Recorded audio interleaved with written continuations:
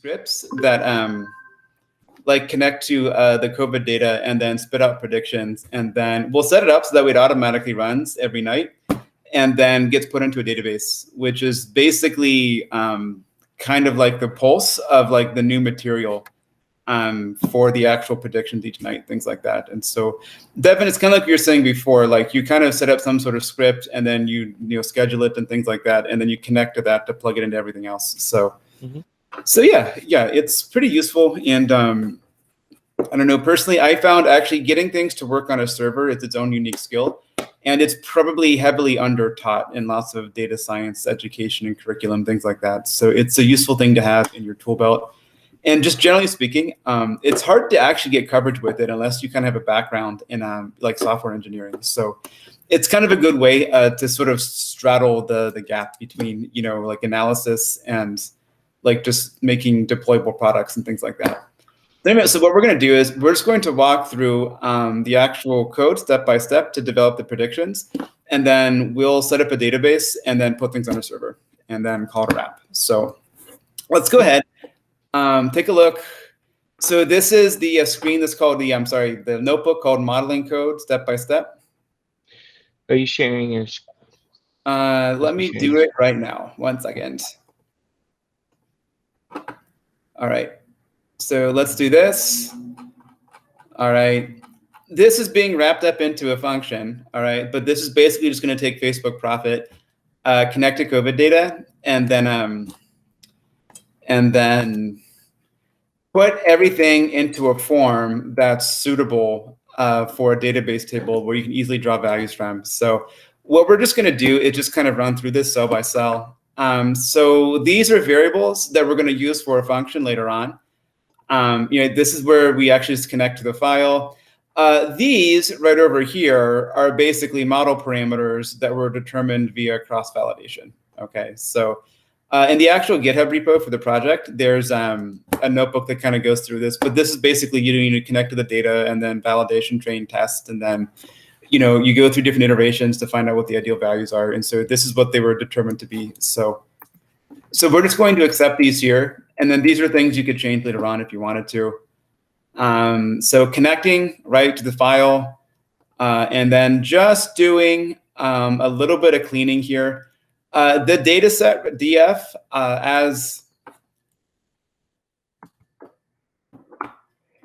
is basically every single state, every single day. And then the variable cases, give me 1 second here.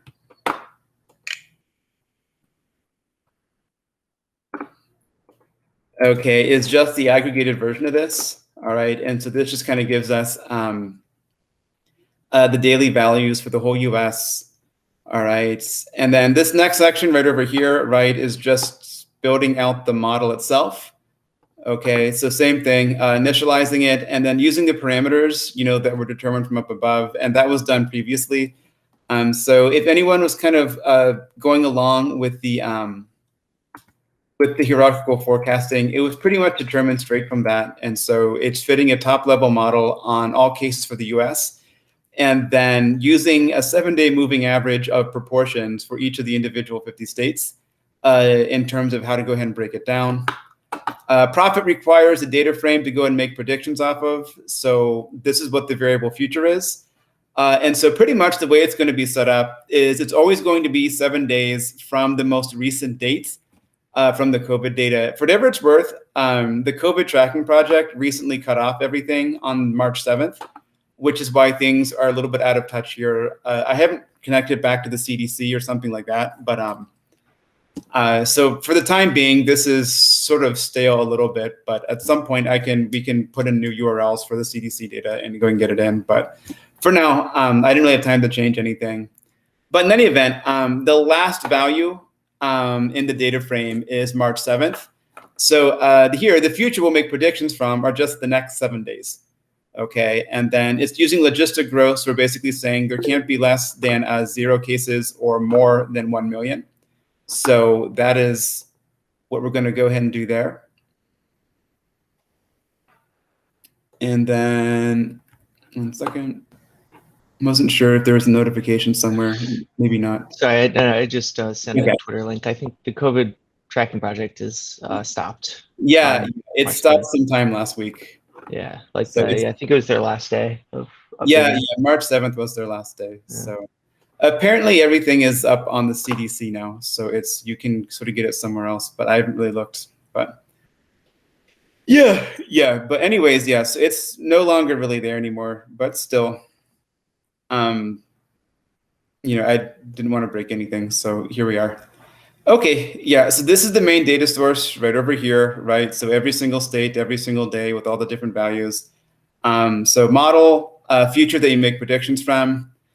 And then basically, this is just making the prediction for the entire United States. And so the idea here, it's the dates, it's the middle prediction, and then the upper and the lower prediction over here, top level prids. And so TestDF,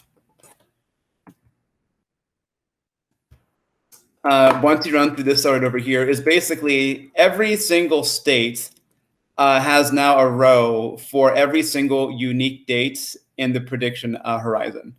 Okay, so in this case, there are 56 different states and territories, and there are 7 different days.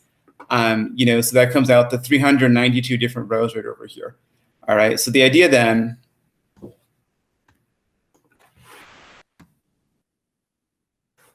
all right, my actually keyboard went berserk earlier today, so some things don't work. So it takes me a little bit longer to type than it normally does. All right, so top level prids. Okay, these are just the predictions for all of the US March 8th through March 14th. So then the idea is taking these values right over here and then projecting them down to each of the individual states for each of these days. Okay, and so during previous workshops where we talked about forecasting in particular, all right, basically what we did is there are actually a number of ways you can sort of think about how to sort of take a top level prediction and then break it down to smaller increments. A pretty good rule of thumb is to maybe take some sort of moving average of proportions for each of the lower lying panels. So in this case, because individual states tend to report their COVID cases on sort of a weekly pattern where they might underreport on Monday or Tuesday and then overreport on Wednesday or Thursday, and then they might be closed on Saturday or Sunday. A 7-day moving average of cases tends to be reasonably reliable for what kind of patterns they have. And so what this is doing is for each of the individual 56 territories in the US, this is the 7-day moving average of their proportions of cases. So it's determined in this line right over here.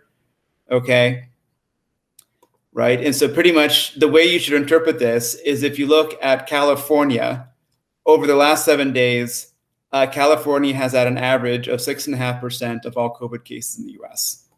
Okay, so the idea then is when you look at something like top level prids,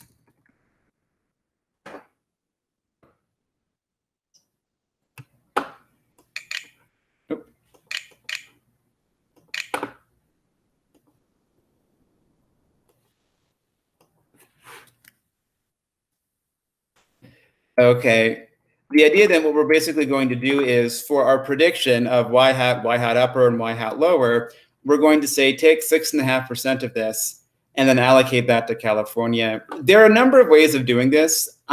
Fitting a top level projection and then projecting it down to lower levels based off of some sort of analytical way of determining proportions is probably the most straightforward way to take a forecast and sort of break it down into lower levels. Okay, so if I were more inclined, or if I had more time, I could build forecasts for all individual 50 states or something like that. But if you want to do something just in an afternoon and have it be coherent, this is one of the easier ways to go ahead and do it. All right. So the idea then, right? So for each day in the future of the next 7 days, take each of the prediction values and sort of break them down according to each state by this amount. And then if you want to kind of confirm, right, all these proportions basically add up to 1 right over here. All right. So let's just kind of check this to make sure everything is it's clear and it's coherence. And then if we're okay, we'll keep moving. Looks good. Okay, sounds good. All right, and again, feel free to kind of look through this and ask questions if there's a line you're not clear on. So it's no big deal if you have some questions. So in any event, okay, so you have proportions right over here. We have top level predictions. And so this is just doing a little bit of merging and a little bit of cleaning up. And so basically saying for each of our top level predictions, this is kind of the code that will go ahead and then literally project it onto each of the individual states according to the predictions itself. So when you're done with this, okay, test df, right? This is the date, state. This is the projected proportion. And then this is basically the top level prediction, multiplied by this number right over here. So now we can basically say, March 8th, we're expecting Alaska to have a range from 100 to 202 COVID cases with a middle estimate of 150. And then you can just see this for each of the individual states right over here. And so these are basically the values that we're going to log into the database every single day. The only thing we're going to do that's a little bit different is we're just going to reorient the data frame so that way we have columns for each of the values that we need. So if you run to the next line, okay, the pivot column right over here is important because basically what it does is it takes each of the individual dates in the future and then turns them into their own column. All right, so if you run through this, all right, the value of test df when you're done, all right, basically what you have here is you have each of the dates in the future, and then you have the corresponding value of the main prediction, the upper prediction, and then the lower prediction. So this contains the exact same information. It's just been reoriented. So that way, for each date and then for each of the levels of the forecast, middle, upper, and lower, each one has its own column. Because the big thing is when you actually load in the dashboard, what we're going to do is we're going to connect to this. And then when you have the drop-down menu, it's just going to filter out according to the particular states and then just sort of load in the values for that particular row.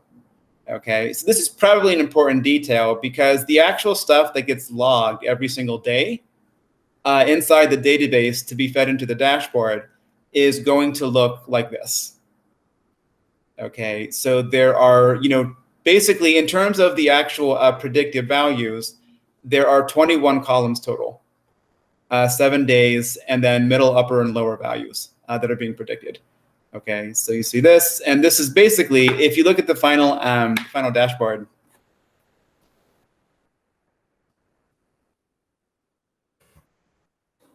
if we want to take a look at it somewhere,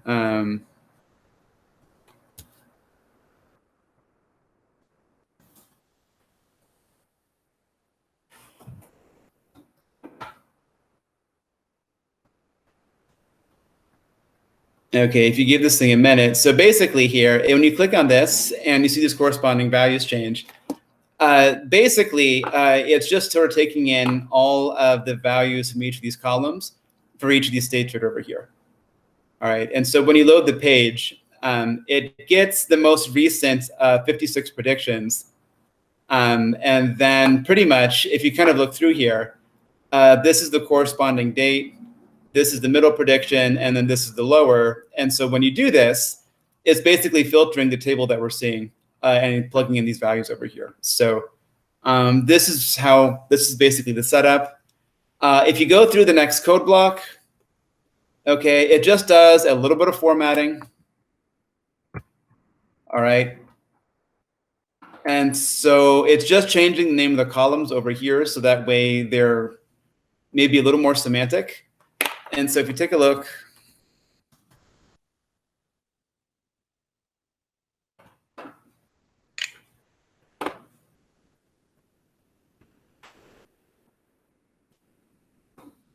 all right, we just renamed this to maybe make it a little bit easier. And so it's day 1, day 2, day 3, day 4, day 5, day 6, day 7. And then you have prediction, pred upper, pred lower. And then you also have the corresponding date with it as well. Okay.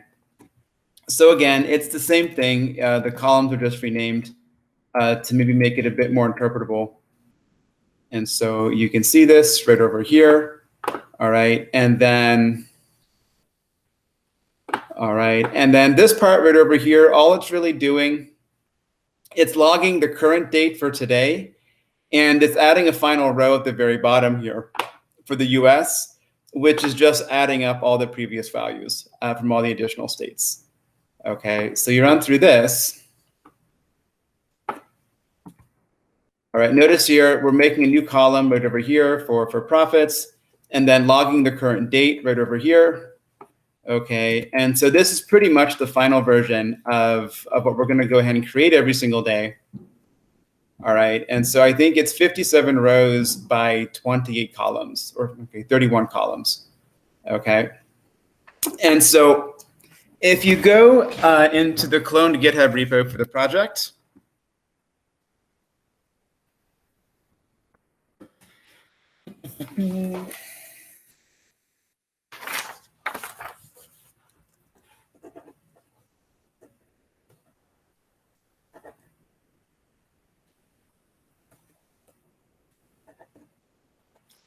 all right, there's a function. In fact, we'll post the code to the GitHub repo if you want to take a look at it.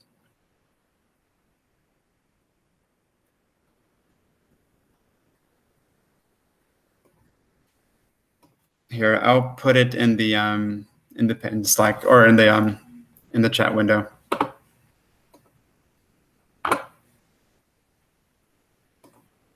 1 second.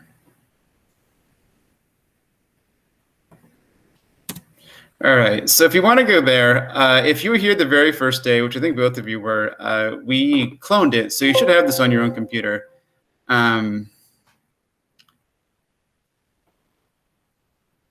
And then the idea here is if you go to the master branch, not main, and then go into the source folder, you should have a file over here called model.py. And so this file is basically just a Python file that takes exactly what we just did and then wraps it up into a function. All right, and so the variables you pass in are the URL for the file to connect to, and then the different model parameters. And then this is basically what's going to run every single night. Okay, again, if you cloned it onto your computer first day of this seminar, this webinar series, you should already have it on your hard drive, and it hasn't changed since then. So probably what we're going to do is literally just take this and just upload it to Python Anywhere, and then run it every night at 10 p.m. So just real quickly, it's probably not a bad idea to open up the file itself. So give me a minute here. So if you go over here, wherever you have it located, you can clone it now if you want to, right? Into source, and then open up model. All right, and so then the idea here, right, the function build profit prids, okay, is the function that would be called, and then it would just return the data frame that we have right here. Okay, and it's literally just exactly the code that we just went through, but the only thing is it's wrapped up inside of a function, and then you can supply these values as variables. Okay. What's that arrow? The arrow? Yeah. Yeah, so the idea here, this tells you what the function returns. Oh. So Python is dynamically typed, and so one drawback of that is it can be very difficult to tell what data type something is supposed to be. And so when you're writing a function, if you want to, you can basically specify what data type the inputs are, and then if you want to, the arrow basically means the function returns the data frame. Gotcha. Cool. So you pass in this as a string, these values are floats. And then when it's done, this thing, right, testdf is a data frame. Got it. So it just makes it a little bit easier to kind of tell what's going in and what's going out. Mm. You know, it's newer, and I think it's in the more later versions of Python. And then the first time I saw it, it honestly struck me as being a little difficult to read. But the more I've gotten used to it, I think it's a good idea, because it's really hard to kind of tell like what type of variable something is supposed to be. You know, and then if you work in things like Java or C, you actually can't do anything without specifying exactly what something is beforehand. Yeah. So you have to sort of say like something's going to be a 32-bit floating point integer before you even as you define it like that. But in Python, it's just, you don't even have to really, the syntax is so sparse. You can just mow it over it. So it's good for thinking about how to code, but it's hard to troubleshoot things later on. So cool. Yeah. I've never seen that. Yeah, I actually really hadn't seen it too much until about 1 year ago. And then I mostly ignored it, but actually the more I began to think, it's actually a good idea, I think, to use, because if other people read what you're doing, it's a lot easier to tell what you're supposed to be creating. So yeah, so that's the idea behind it. All right, so what we're going to do then, right, we're going to set up a database, and then we're basically going to take so this, right, model.py is just the function that just builds the model that we just ran.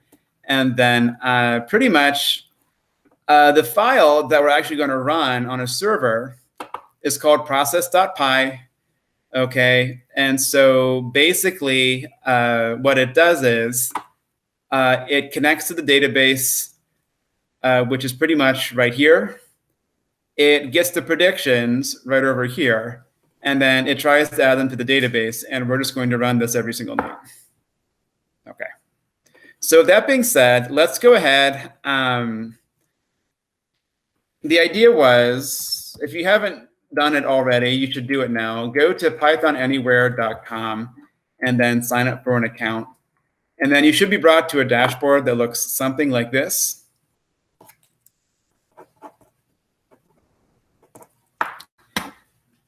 All right, so let me know if you need to do it. It's fine. We can take 5 or so if you need to go ahead and get it done. For whatever it's worth, if you're curious, this is a really good way to run your own projects. It's actually probably an underrated web host. It comes with pretty good battery included tools for running things on Python servers, and it's very affordable as well. So it's probably my go-to if I'm trying to do something on my own. Okay, so just real quick, let me know if you're at a similar page here in your own account. And again, if you need more time, it's fine. Yep. But, okay, that's good. All right, and then Needy? I'm just creating an account. I'll need a minute. Okay. Yeah, take your time. No worries. This is where we're going to spend most of our time this evening. And then the other thing is you'll need some sort of tool to connect to a MySQL database. Like the super standard one is MySQL Workbench, which is what I'll be using. But if there's something else you want to use, that's fine too.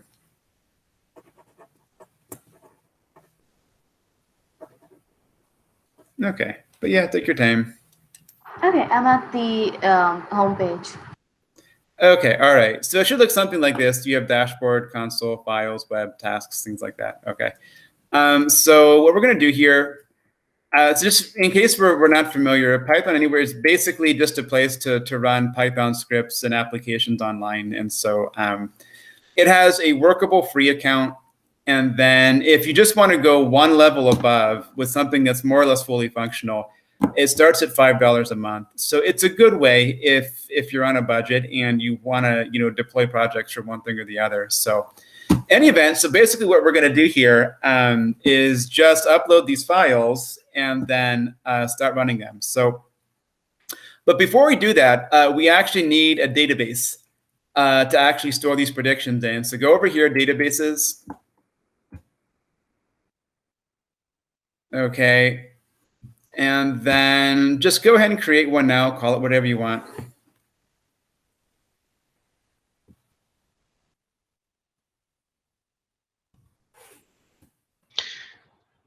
It's got to initialize this this whole thing currently. Okay. Yeah, sorry. Maybe if you had to take some additional steps, let me know.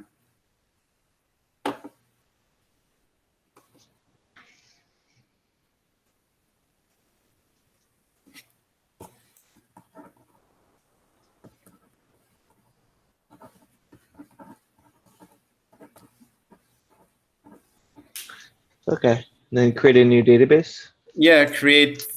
I'm assuming your screen more or less works about like mine, but yeah, you just type in the name over here, hit create, and then you should see it. Some option for it over here. Cool. Yep. Yeah. Okay. All right. So if you wanted to go ahead and then start a console for this database to run queries and things like that, you could just click on it here. Okay, and so this is basically if you wanted to go ahead and then run different SQL commands from the command line, you could do it right over here. We're going to connect to a database workbench that makes some things a little bit easier. And so this is where, right, MySQL Workbench would come into play.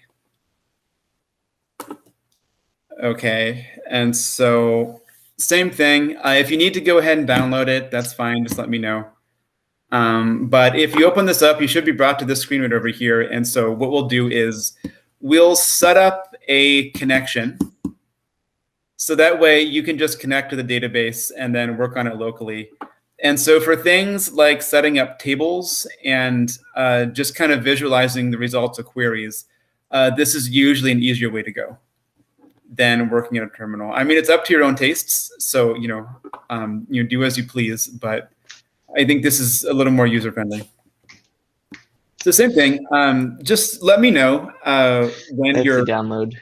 Okay, yeah, that's fine. It's kind of a big program, so it might take like 5 or 10 minutes, but don't actually. It's fine. So yeah, just take a moment. All right. So after we're done creating a database on Python Anywhere, it should show up on MySQL Server, MySQL Workbench. It's not going to show up there automatically. You have to basically load in all the settings to sign in to Python Anywhere and bring it in. Okay, let me just try that. Yeah, sure. So we're actually, Needy, we're going to kind of walk through that step by step here in a moment. It's actually kind of a pain. So Python Anywhere, you can only connect to your databases via SSH, which means there are some additional hoops you have to jump through. And so you have to do something called an SSH tunnel, which is, you not just sort of connect, but you have to set up an SSH connection and then connect to that and then set up a port to the database. So when we're basically at this screen right over here, we'll go ahead and then get it working. And then it's kind of tedious, but once you have it set up, you can just kind of forget about it and it'll just sort of always be there. And then it keeps crashing. Shoot. It's okay.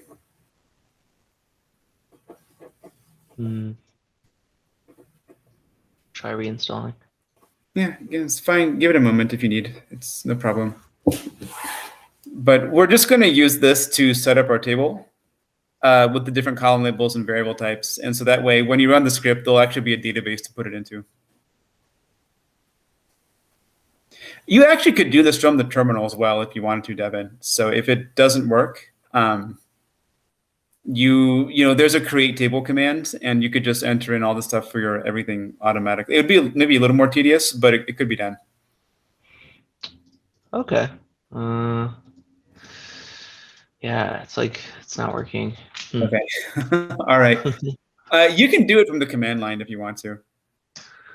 Okay. Actually, that's usually how I do it. Okay. Yeah, if that's what you want. It's create table, and you get the table name, and then you specify all the columns and the variables and things like that. I think I just get an older version. Actually, that'll work. Yeah, that's fine. Yeah. Right. And then, Needy, do you have MySQL Workbench open?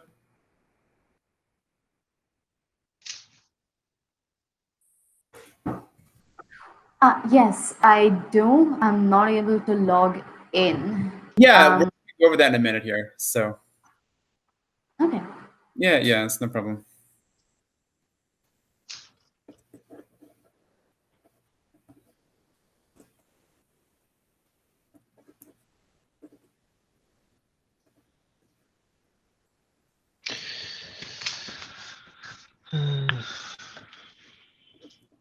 Okay, I'll take a little bit more time here.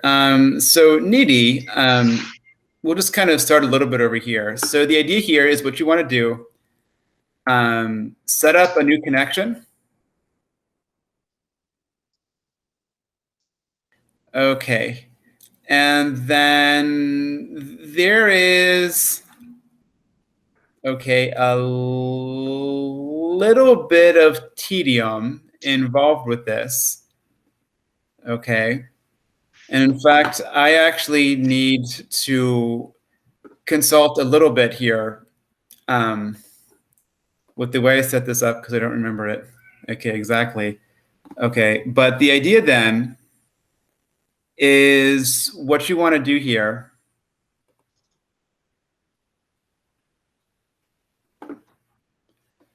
All right, is use values that are relatively, actually, let me see if I can just kind of walk through this from the very beginning. Okay. Cool. Got it working. Okay, working? Yeah. Okay, all right. So, okay, all right. So what we need to do here, again, there's What's definitely the first step? Oh, okay, so where it says MySQL connections, the plus sign. got it. Put Okay. it over there. Okay. Mm-hmm.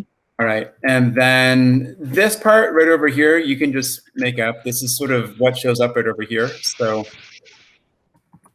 this is just a name. You want to go ahead and then give your connection. And then connection method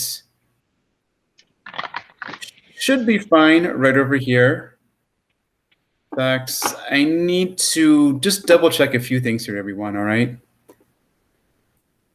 All right. And then let me just make sure use SSL. No, I don't think this is it.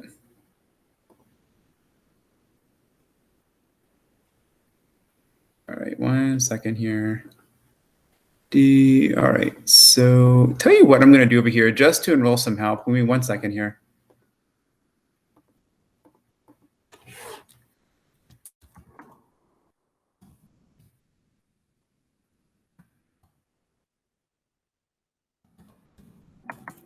There's a help page. It just goes through a few small things here.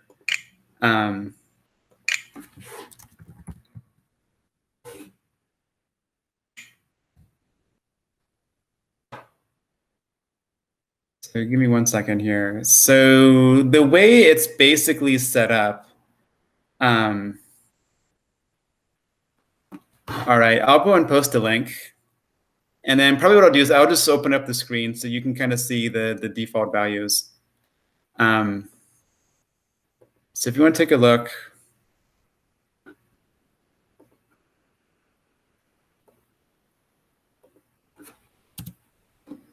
All right, this is probably a useful reference. And then the idea then is you'd want to do for the connection standard TCP IP over SSH. And then here, if you go to the link, it'll pretty much tell you the defaults to use for each of these individual fields. But I believe this one is going to be SSH Python anywhere.com.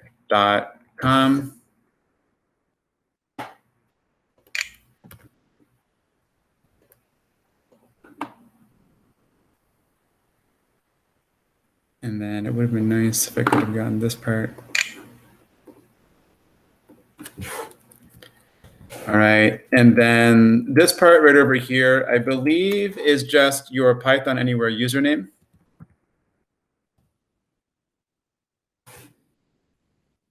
And again, we're going to double check this here in a minute, but.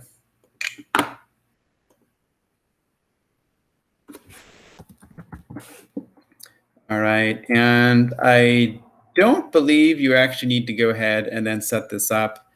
The MySQL hostname, You can find this on your profile page.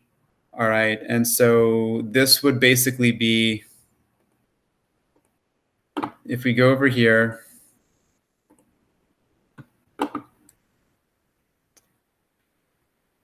okay. Okay, so username, password. Yeah, so MySQL help was basically going to have this format. And so the basic idea is when you go to your database page for whatever it is that you set up,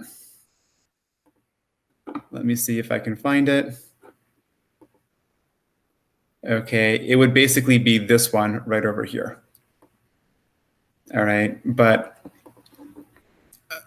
let's just take like a few minutes and then just see if you can go ahead and then put in the appropriate values. Where do we get our SSH hostname?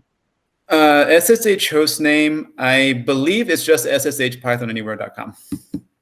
Oh. I think that's for all of Python Anywhere. Okay. Let me double check here. Give me 1 second. Here, in fact,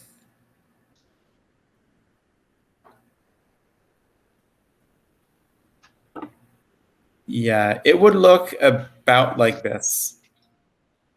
Okay, if you need any of these values, and then I think SSH username, SSH password, I believe are your passwords to log into Python Anywhere. And then the username and password for the database, this is the database password.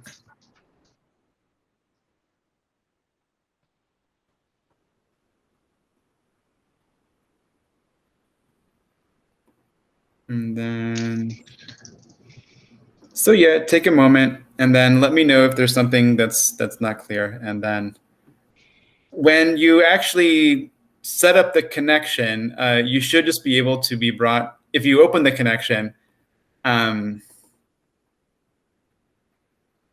you should eventually just be brought to a screen that looks something like this. And then from here, you can go and create the table. It's asking for an SSH password now. I believe that's just going to be your password to Python Anywhere. Oh, right. Yeah, this is this is your password for the for Python Anywhere. Okay.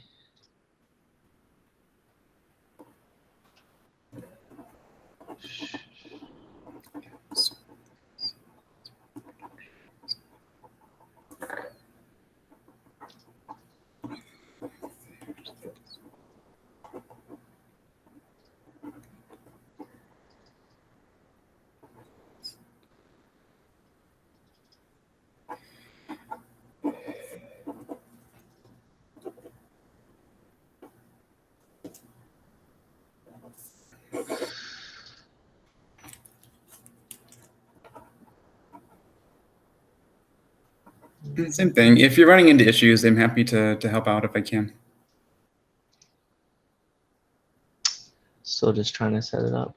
Yeah, it usually takes a few times. Real quickly too, the database name. If you get approached about that, is your username, $, name of your database.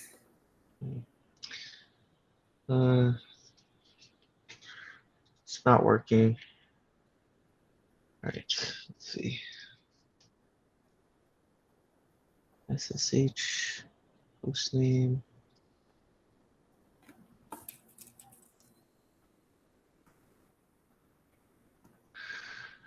Your Python Anywhere username.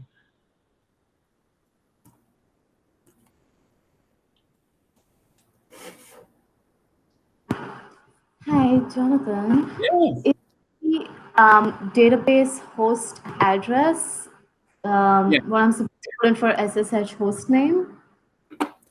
All right. Sorry, 1 second. Let me. I think this thing actually. What is the database password? It's usually something you set up when you actually, if you go to the database. Sorry, 1 second. I'll answer Devin's question and then. Sorry. That's okay. It's okay. Yeah. So the database password would be this one.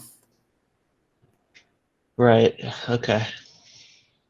All right. That's where I put it. Yeah. So whatever you put right over here, and then you can just reset it again if you want to. And then I actually think if you want to check what it is, Devin, it's listed. So I believe it's the dot. If you go to files and .my.cnf. Okay. It'll actually tell you what the database password is, if you're not sure. Cool. Yeah, no problem. Okay, and then Nidhi, you question? Sorry, I think you were cut off before. Oh yes, so I'm still working through the setup new connection. The SSH host name, the first block over there, is the database host address? No, it's ssh.pythonanywhere.com. Okay. Where do I find that for future reference? It's actually just listed in the Python Anywhere documentation. That's basically it. Just like it's not authenticating. Okay. Anywhere username can. Okay.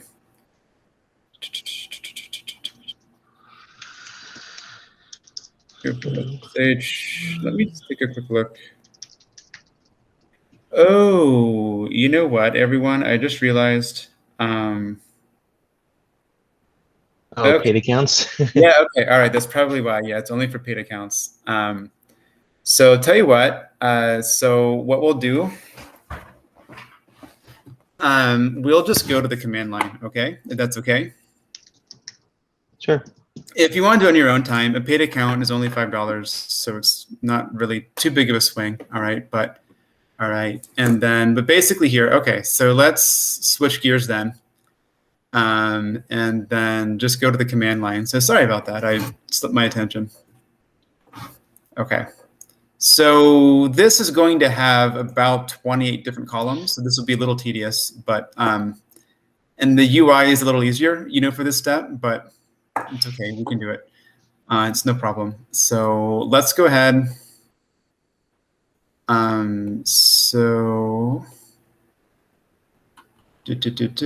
right, 1 second here.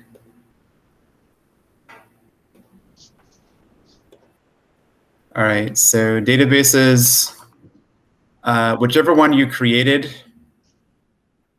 Okay, start console on. And then this is just where you'd enter in standard MySQL commands. And so I believe, like if you do something like this, you can see there are no tables at all. All right. For the uninitiated, so in MySQL, you type in whatever commands you want to use, and then you end the command with a semicolon. Okay. I'm getting a console limit reached error now when I try to kill some consoles. Oh, hold on, sorry. Yeah, no worries. Yeah. If you go to the console section, there are probably a few opened up. You could probably open up an existing one and just go there, and then you would be okay. Gotcha. Okay. All right. Cool. And then I'm going to need, a little bit of a reference here. The command is basically create table, but the particulars of it.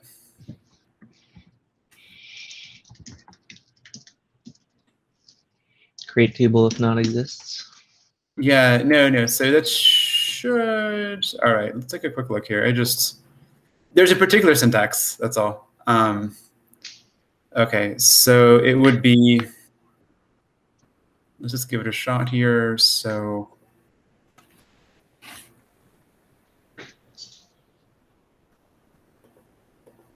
All right, let's just run through this. All right, 1 second here, everyone. Sorry, my keyboard just went berserk today, so.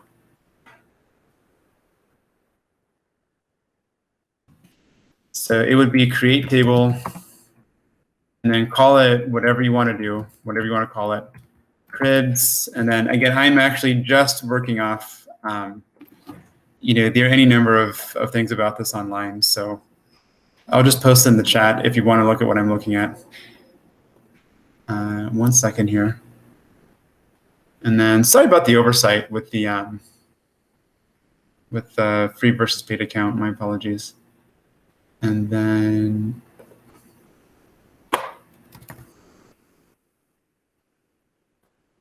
okay, let's go over here. So the one part that's going to be a little tricky about this is just that we're actually going to specify a number of different columns by doing this. In fact, you know what, everyone? You know what we're going to do instead? We're going to try and take a shortcut. And then you can usually actually create a table directly via pandas. Okay, so tell you what, let's just kind of see if we can strategically skip this step. All right, because with pandas, usually if you create a table, if you try and exerce to a table, it will actually typically create a new one for you. So we can probably just overstep this entirely here, I think. So tell you what, instead of having to spend maybe like 20 to 25 minutes getting this command in SQL to work, we can probably just create the table directly with pandas. Okay, so with that being said, let's get out of here, all right? And then let's just kind of go back to the main dashboard of Python Anywhere. Okay, real quickly, if you look into the main repo, and then the file utils.py. All right, once we go over here. Okay, utils.py right over here. And then if you take a look, so the idea is if you have a database in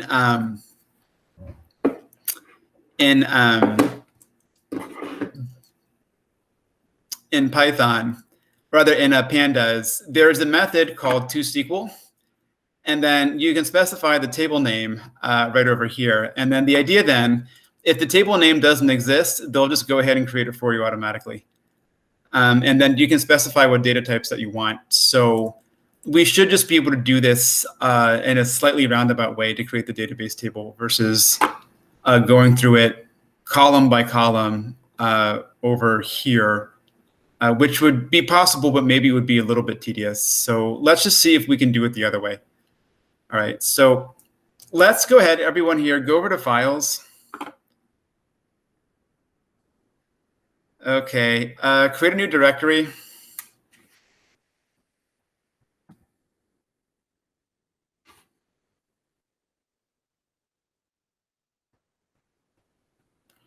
All right, and so same thing.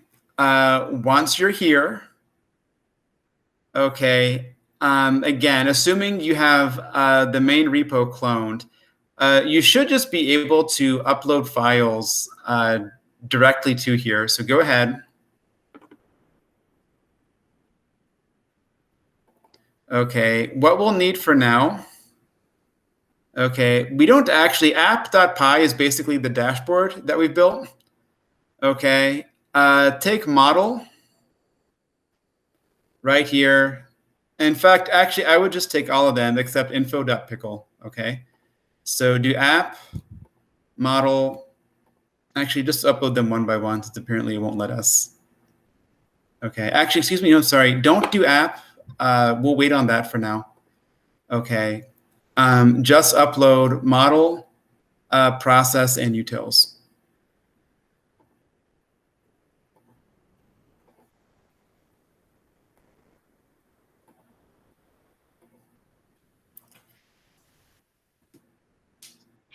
Okay.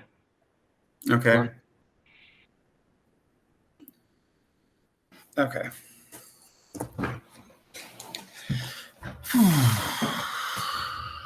Okay.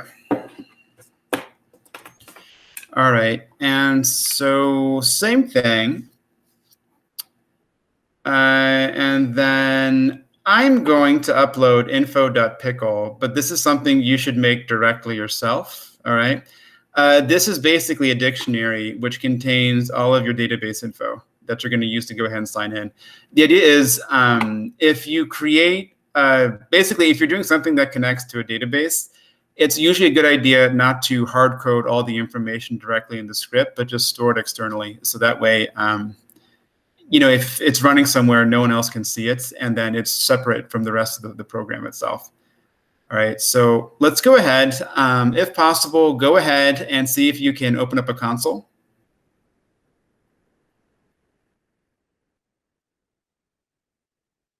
Okay, and then actually one more thing you should do here, excuse me. Okay, is see if you can go ahead and then upload the requirements.txt right over here. Okay, so we'll need that as well.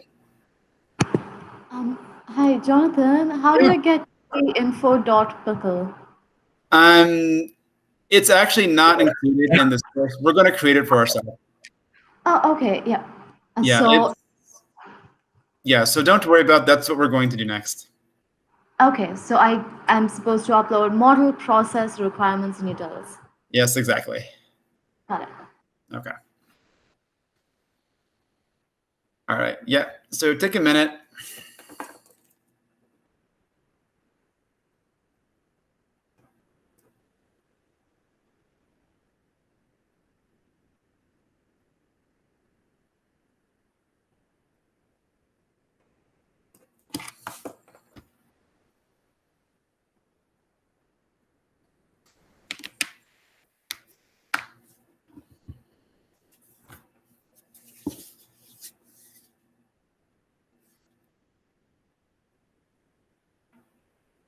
Okay. All right. So, and then we'll create the info.pickle file right here. Okay. So right when you're ready, go ahead and then open up the bash console here. This is just the command line for the web server. Okay. If you recall previously, sort of the issue with the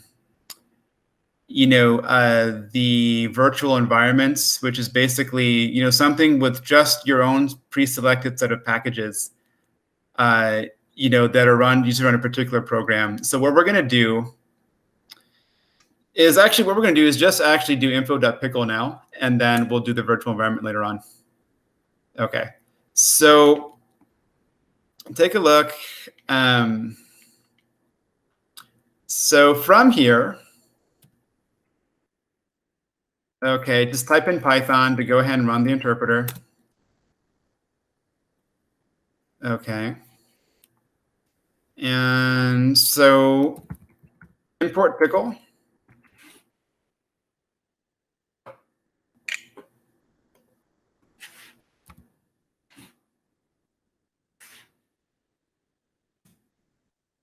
All right. Pickle, if we're not familiar with it, is a package for taking variables in your Python code and then serializing them into bytecode that you can then import and export. So it's a way to take variables in a program and then store them as separate files. And so basically here, the file info.pickle is basically just going to contain the info that we're going to use to set up our database. Okay, so that way, when we run a script that connects to the database, we're not going to have our username and password hard-coded directly. We're just going to go ahead and then import info.pickle, and that's going to be a dictionary that stores all of our information inside of it.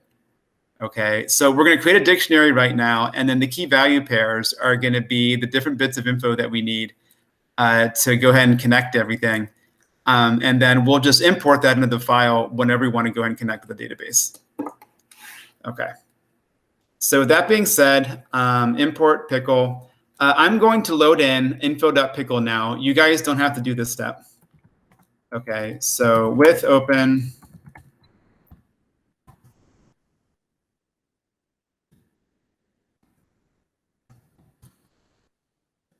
Okay, and again, this is where I'm doing some, I'm just loading in info.pickle right now, and you're going to create this here in a moment. All right, so, all right, and then,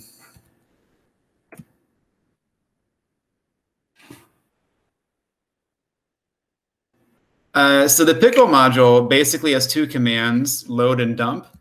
So if you want to load in a pickle file, you do pickle.load. And then if you want to export a pickle file, you do pickle.dump. All right, so we'll do this. So, right, so this is the syntax you use for opening up something in Python. So this is the name of the object right over here. RB means we are reading this in. R stands for read, and then the B stands for bytecode. Okay, because the idea is anytime you pickle something, it's serialized just into ones and zeros. And so it's not really pure Python code. It's more of a generic algorithm that's used across different programming languages. So the B stands for bytes. Okay. All right, so let me run this. And proto, I think the issue here is, yeah, all right. This is running on Python 2.7, which is not going to cut the mustard here. This needs Python 3 in order to run. So, all right. So we're actually going to have to make our virtual environment first. So that'll run on Python 3.7. So give me 1 minute. Hold on.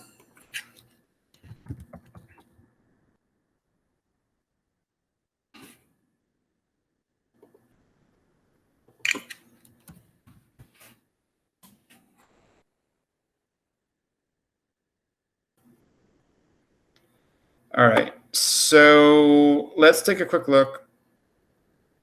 This is a command you should just be able to go ahead and then paste in. I'll paste the URL too if you want to go and take a look at it. Okay, the variable here where it says my virtual env, that's a variable name that you get to make up for yourself. Okay, and so real quickly here.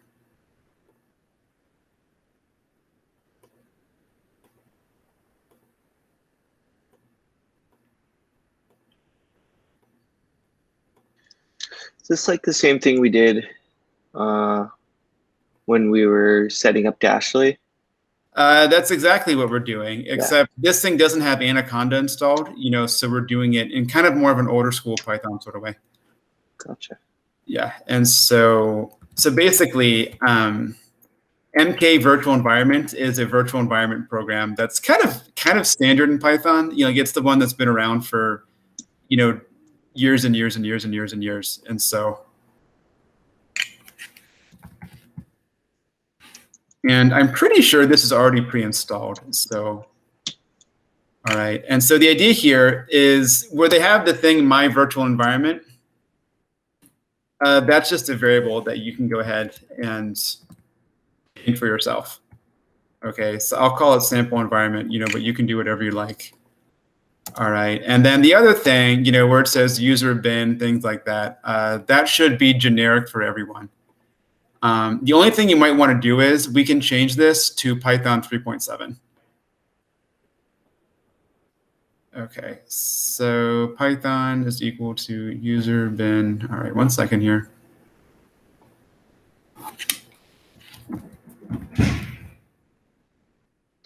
I did 3.6 at first. Should I change it? Okay. 3.6 is really going to be fine. Okay.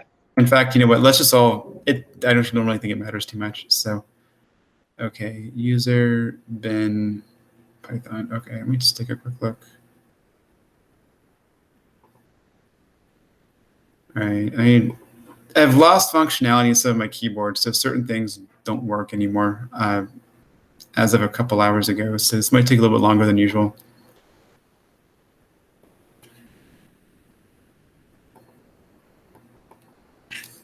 If anyone wouldn't mind, would anyone mind just, so it's Python is equal to user bin, and then take a look, Python, okay. All right, Python 3.6.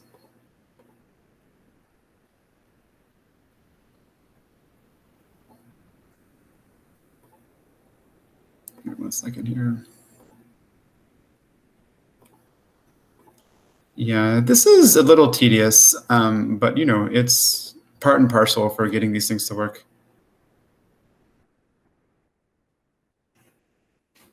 All right, so assuming we do this right over here, and then, sorry, if anyone's reading the link, is it basically Python 3 point whatever that follows here?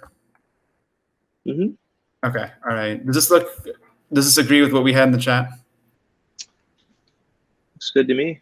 Okay, all right. And again, the thing where it says my virtual environment is sort of a variable name you get to make up. So, all right. But this is we're basically commanding this thing to run in Python 3.6 versus the standard 2.7, which runs here. Okay, so let's do this.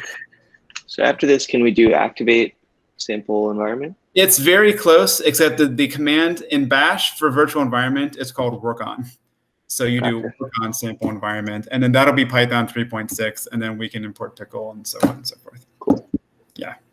Okay. And again, just to make sure we're clear, the file info.pickle is just it's just a dictionary. So it's just like we're just going to export the our Python stuff, and then okay.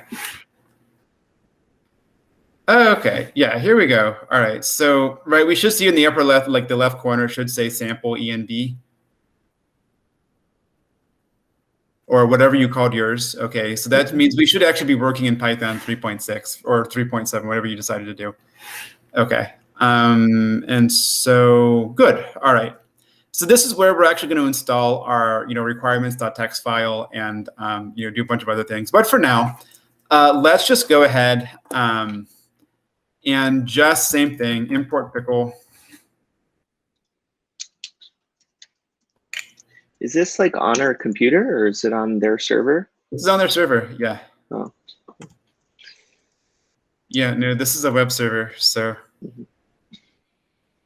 it's kind of annoying to do, but again, it's oh, come on, import pickle. Actually, no, sorry, what we need to do is we need to start Python, excuse me. So start the Python web server. And now import pickle. Do we not need to like install these packages? Pickle is actually part of the standard Python library. Interesting.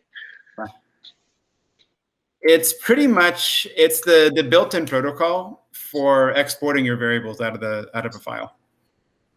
Okay, so now this should go ahead and work. So again, this is something I'm just going to do for now, and you will be doing here in a minute. Info. Again, this is just running some simple Python from the command line. Right. Pickle is very simple. It just has two commands, load and dump.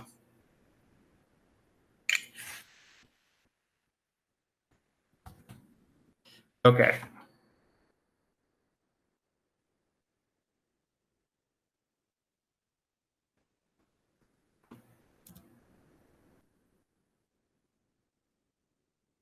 Okay, that's actually a different, one second. I forgot the comma here. So let me go ahead and do this.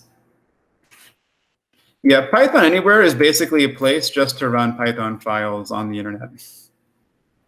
So it's sort of like your hard drive, but just.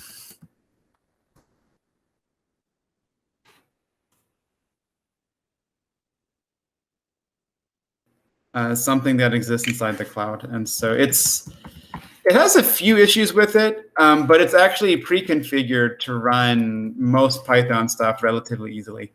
So, all right, so let's do this. Okay, and then beautiful. All right. So the idea here is this thing called info.pickle, okay? It's just a dictionary. All right, and so the idea here,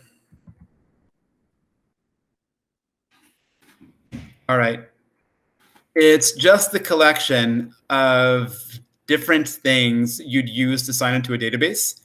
All right, so to connect to the database, we're going to use something called Sql Alchemy, which is pretty much the standard. It's called an object relational mapper, which is basically a way to sort of take a database and then interact with it in Python code.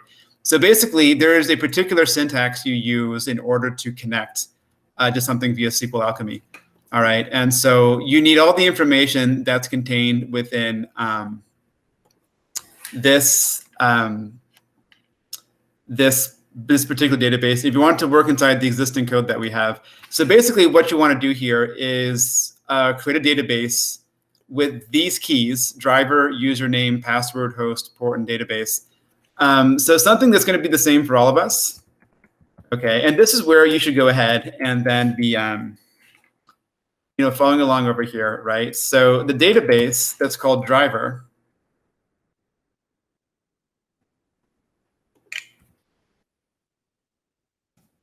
okay, is this phrase over here, MySQL plus MySQL connector. Okay, pretty much the database driver we're going to use is called MySQL connector. So, right, so create an empty dictionary, and then same thing, make the key driver, and then the value can just be this, MySQL plus MySQL connector. Can you remind me is it dict? And then you. Yeah, you should just be able to if you wanted to. You just be able to do like an empty bracket like that. Oh, okay. Or if you wanted to, yeah, you could do dict with empty parentheses. That would work too. And then like that would work as well, Devin. Doesn't really matter. Okay. So, okay.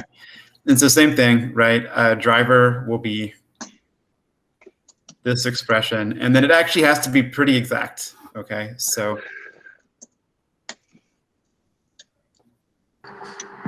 Jonathan, I'm really not able to keep up. Could you copy paste that into the chat? This thing? Yeah, sure. Yeah.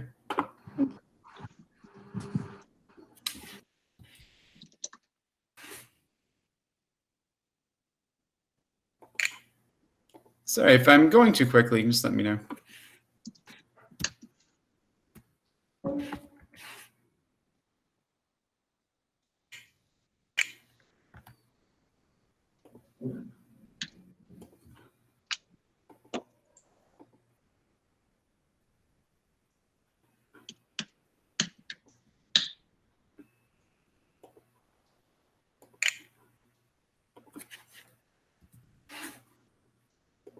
One second here, Needy.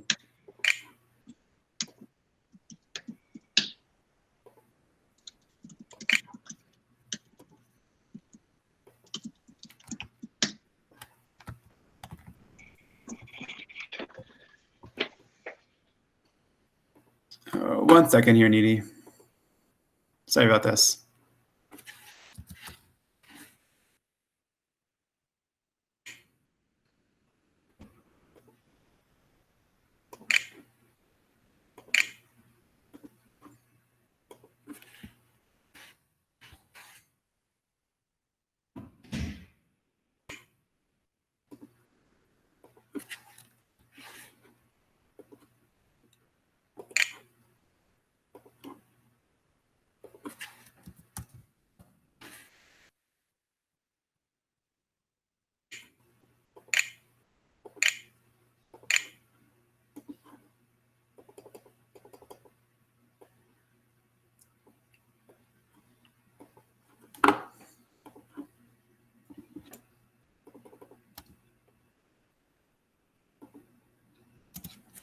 Okay, Needy, it would be that.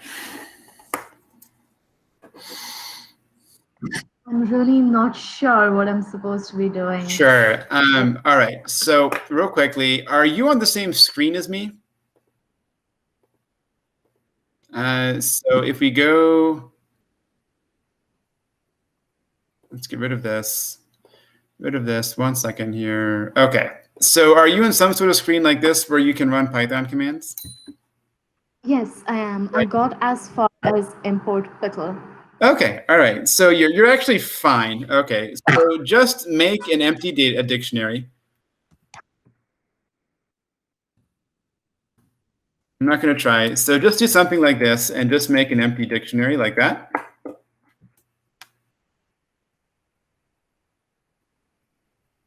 Okay. All right. And you wouldn't really need to make the keys do exactly match what I have. But if you want to make some things a little more simple, make a key called driver.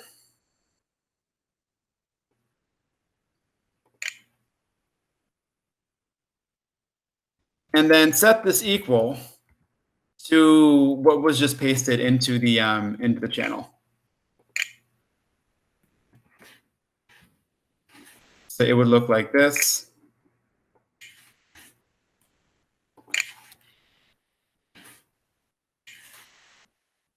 Like that. Let me know if you're there.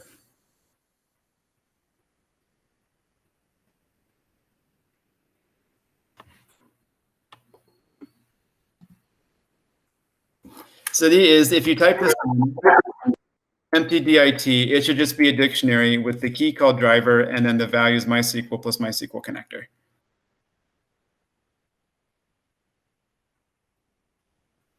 All right. Just give me a confirmation that you're in the right spot. Yeah. So Devin posted in the chat, which is correct.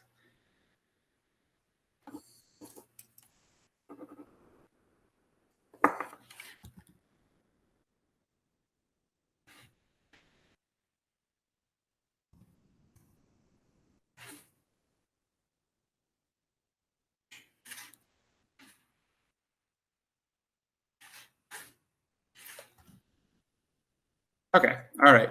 So same thing, right? So again, just to maybe reiterate, so what we're doing is the file info.pickle, all right? That wasn't existing inside your existing files. We're creating that right now, and it just contains the stuff that you need to go ahead and connect to a database. All right, so with that being said, let's go back. Okay, so we have this thing, right? And so the username key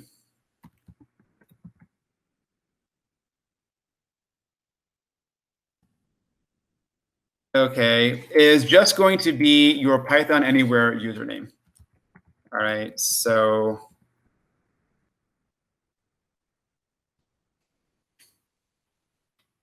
same thing, and then just set it equal to whatever your username is.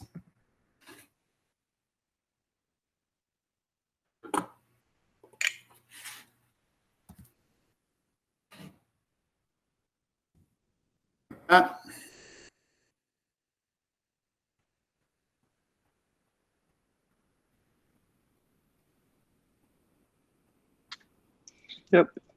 Okay. Again, this is very static. This just contains your database info that you need. And so host is just going to be 3306. Is the password is the MySQL password? Yeah, it's the MySQL password. Okay. No, excuse me, sorry. Host, excuse me, is going to be the database host value. So it would be your Python Anywhere username .mysql Python Anywhere services.com. So that's what we put for host. Port would be 3306. Okay, and again, if something's not clear, please just let me know.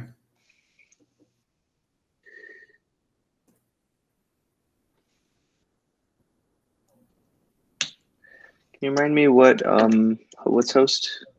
Yeah, so host is going to be your username. Oh.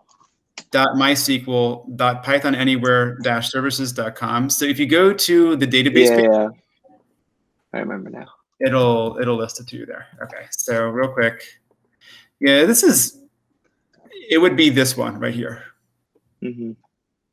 Okay, and so same thing, the value for username would be right over here.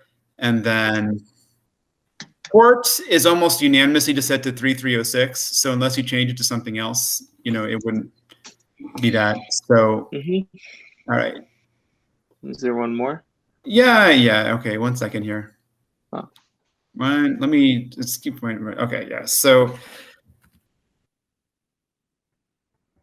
Okay, so if we go to ports, right, this is just 3306. This is the standard MySQL port number. And so if you don't touch anything, it's default set to this. And usually you can just leave it that without really there being any sort of repercussions. So.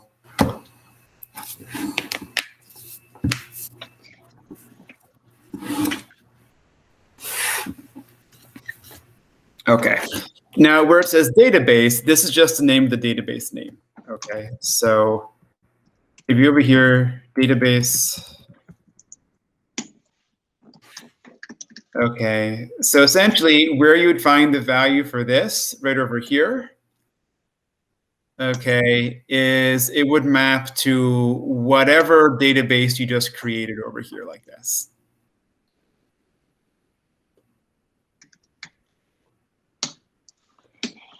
All right, and Cool. so you should just have, I'm assuming you just have one of these, all right, but go ahead and then set that one up, yeah, and then the password would just be your database password.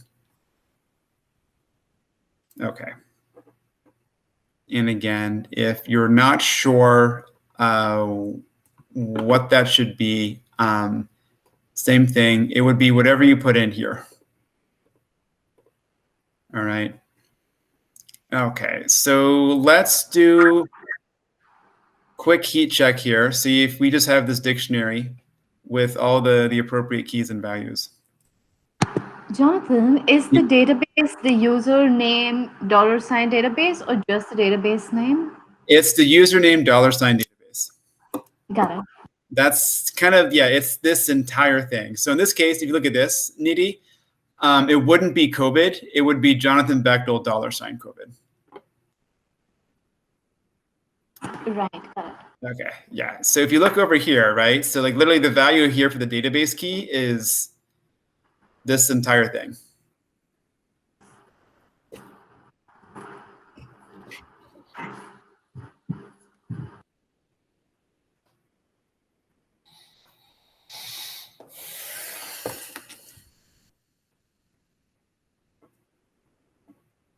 Okay.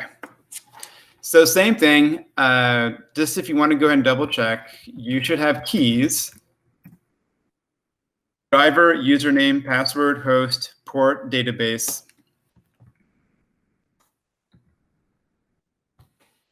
The driver, we should all have the same value for this. And it should be MySQL plus MySQL connector like that. The idea is there are different ways you can use to connect to a database. And so what we're going to use, if you're going to use the MySQL connector, it requires it to be encoded like this. If you're using a different driver, this one right over here would have a different naming convention. Okay. All right. And so you should have a key called username. Okay. And this should be your Python Anywhere username. You should have one called password. All right. And again, this should be your database password. Same thing, username, you should be able to find from right over here. All right. Host.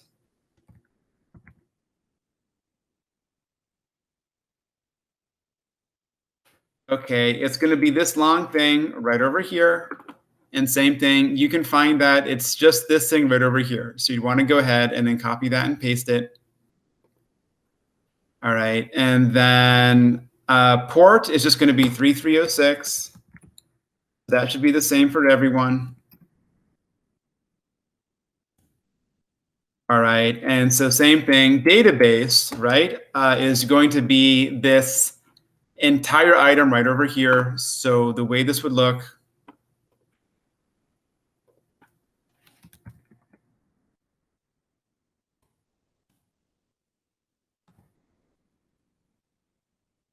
is something like that. Your username, $, and then whatever the name of the table is like that. Okay. So the idea is this is what we're going to go ahead and then export out of our program. All right. And so the way this should work here. All right. Now let's go ahead with, you would need a pickle to be imported. My assumption is we have that. So with open, Okay, you can just call it info. You can actually call it whatever you want. But if you just want to match what's already inside the code, info.pickle. Same thing. Pickle deals with bytecode. Okay, so W means you're going to write something to the hard drive, and then the B means you're going to write it in bytecode. Okay, which is a little bit different than just normal files. All right, and then we can do the same thing as info or whatever you want to call it, just a variable name. All right, and then enter. We're not really in a fancy code editor, so this is, a little bit different. And so it would be pickle.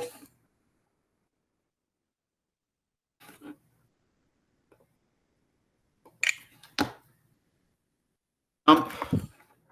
Okay, and so dump takes 2 arguments. Okay. It takes the variable name that you have right over here.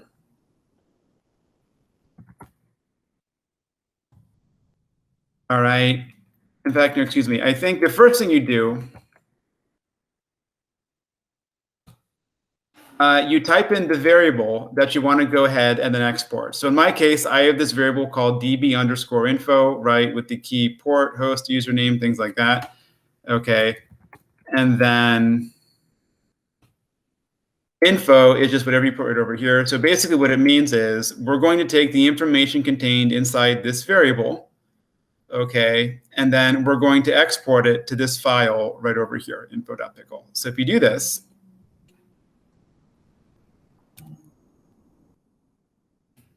okay, you should be able to go out and double check, and now you should have an info.pickle file.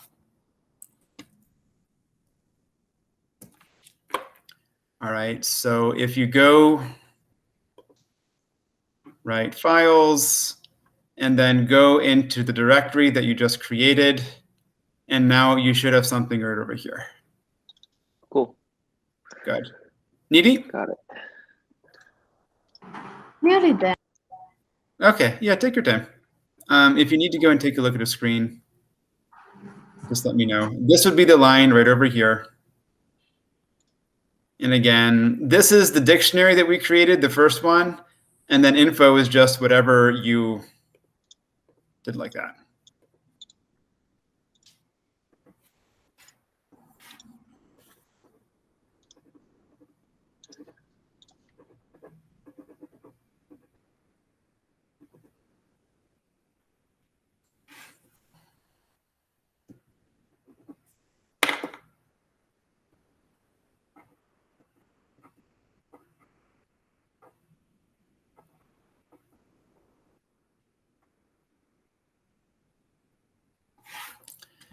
So yeah, just give me a heads up in chat whenever you're ready. Ready. All right, sounds good.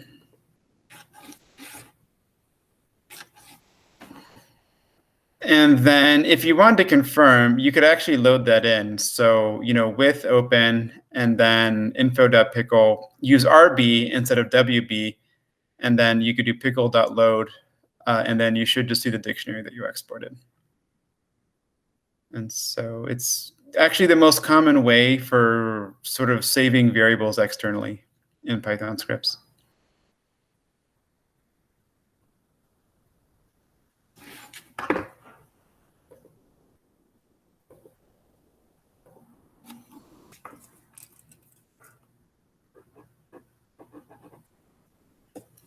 And so, Devin, if you're still killing some time, we'll go ahead.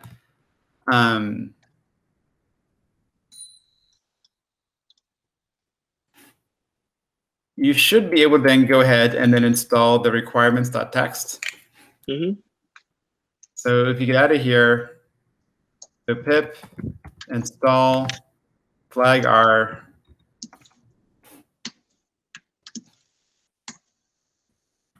requirements.txt, and this is basically just going to be all the packages we need, to run our stuff. Cool. Yeah, and then that'll probably take a while, and this will probably be a good chance for break. Okay, and then, so yeah, let's go ahead. Let's just break for like 15 minutes. And then same thing, just kind of confirm that you have this info.pickle file when you're finished. And then if you need any help, just let me know.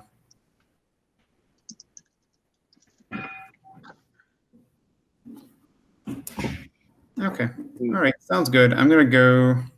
Meet back at like 8:20 or so? Yeah, sounds good. Yeah, 8:20 sounds Okay. good. Cool.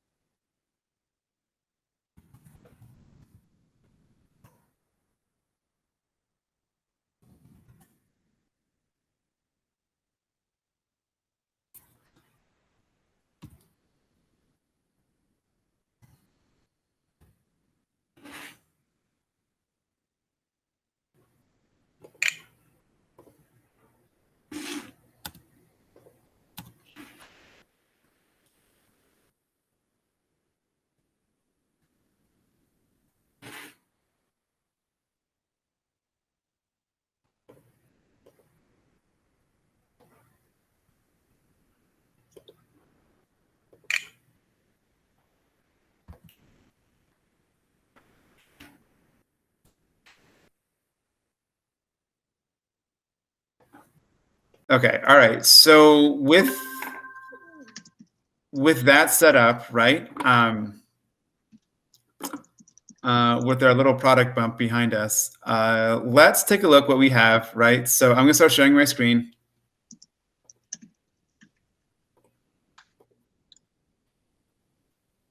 Okay, so just to kind of take stock, right? We should have, if we can find wherever it is. All right, so if you go to files and then right wherever, you should have a directory look something like this, and you should have your very own info.pickle file right over here. And then if we just wanted to kind of go ahead and double check, if you were to go ahead and then take a look at your bash file, your bash, your console, start Python, import pickle.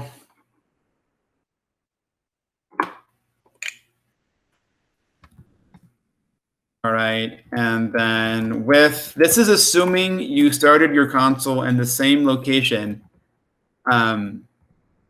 where the actual file is itself.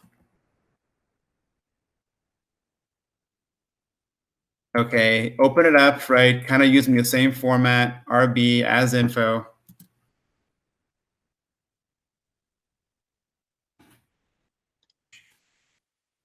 How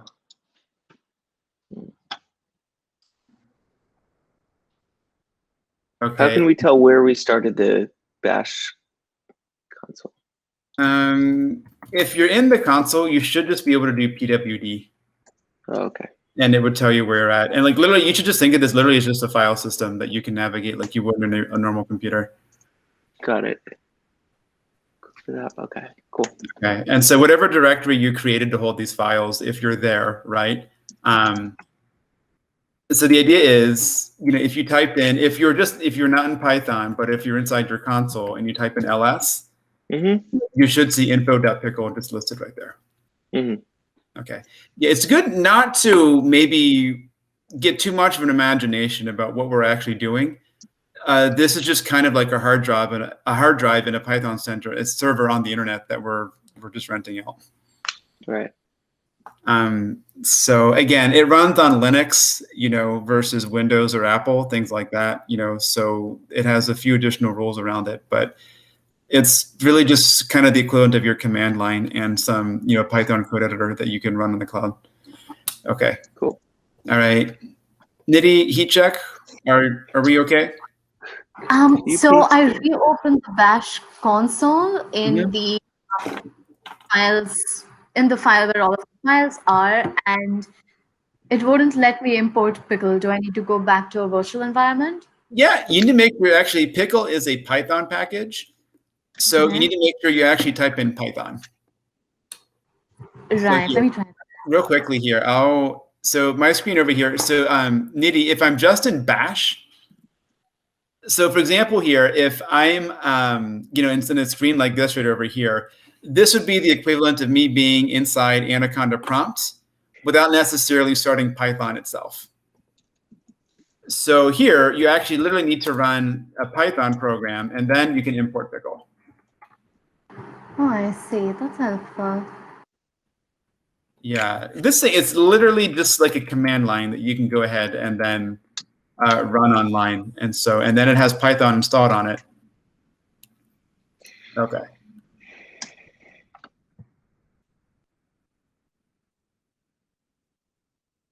Same thing. So with open info.pkl, rb as info. You can call this whatever you want, but df info. So the idea then is if you go ahead and use pickle.load.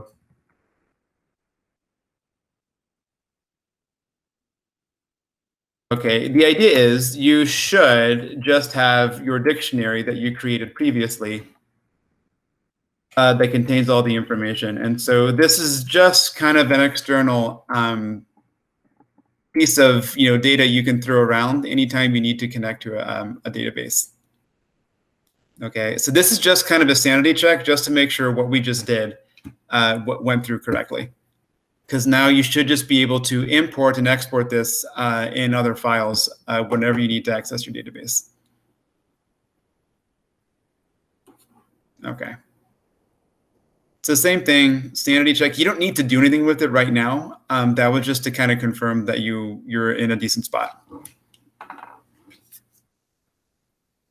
Looks good. Okay. Nidhi? I'm working on loading. Okay. The info. It's just going to take a minute. Yeah. Want to share your screen? I could probably take a look at it if you wanted, if it's worth your while. I'm nearly there. I'm just trying to get past this indentation error. Okay.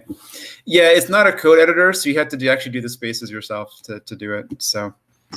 How many is that? 4? It's just, 4 is fine. It doesn't really matter too much. It can be any number of spaces, just as long as there's at least one. Okay.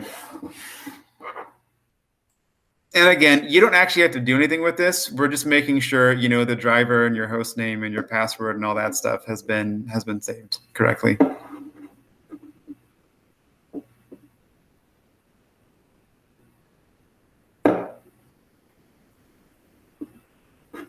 Okay, and then so what we're going to do now is we're going to go ahead. And so let's take a look at process.py.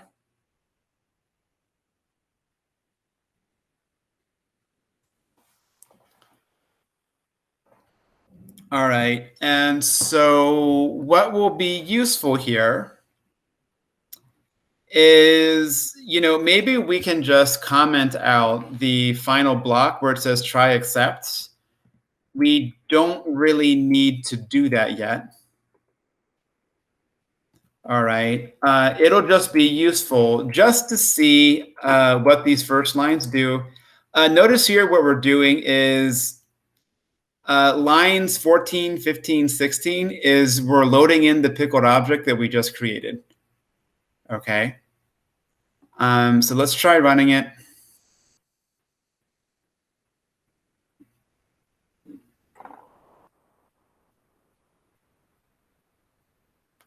Let's make sure we load the virtual environment. So here, what we want to do here is work on sample env. It's not, if you just run the file, it's default, not necessarily using the virtual environment. So go ahead, work on sample-env. In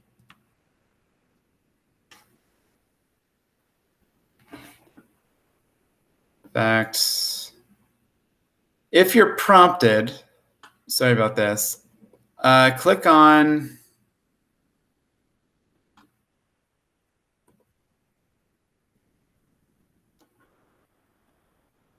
one second here. All right, so files, dashboard app, process.py. All right, and then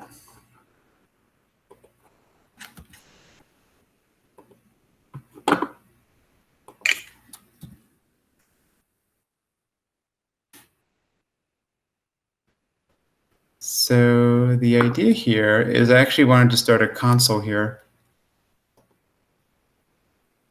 Okay.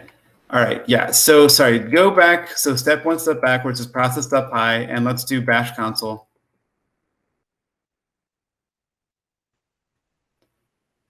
Okay. Start your virtual environment.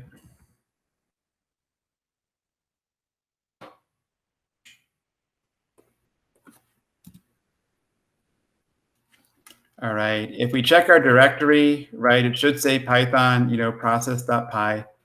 Okay. And so what we're just going to do is just type in Python process.py to run the file.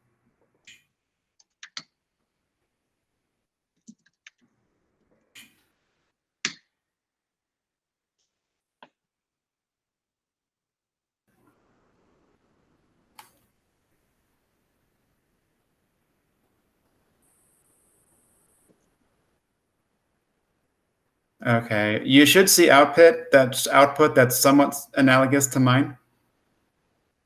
Like where you have all this gobbledygook with iter, this thing, that thing, whatever. It said no module named Sql Alchemy. Okay. So should I just install it? Yeah, just pip install Sql Alchemy. Okay. I guess it didn't finish it. I got interrupted. No problem.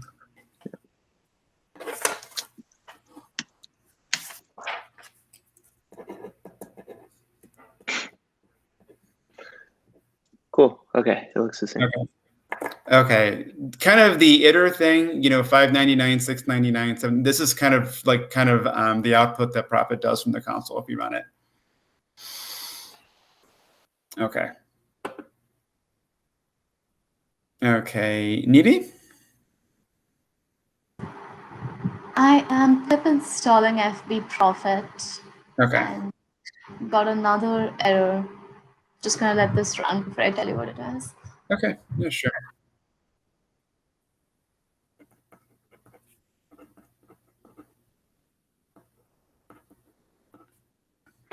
Feel free to post it in the chat channel if you want. Post it in the chat channel if you want.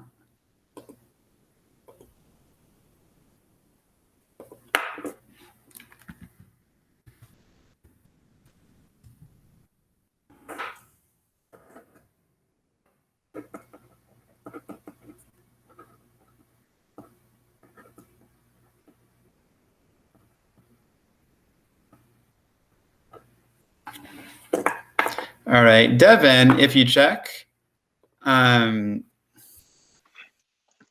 variable prids, which exists in the file itself.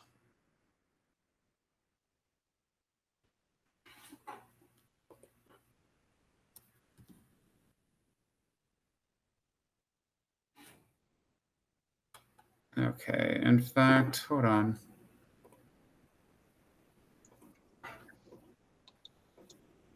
One second here.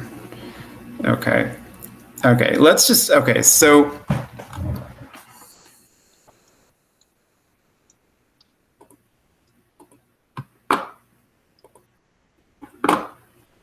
one second here.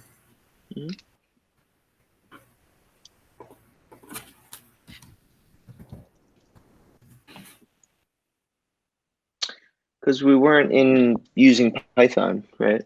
Yeah, when we were running it directly, we weren't running it from the virtual environment, so the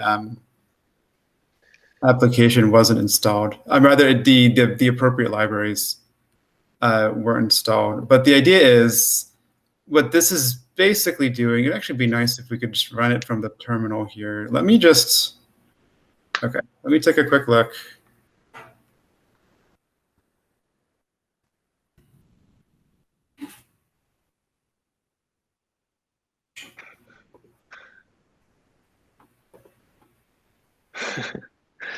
That's so annoying. Yeah, so it's, I don't know how to turn it off. And like literally my keyboard broke today.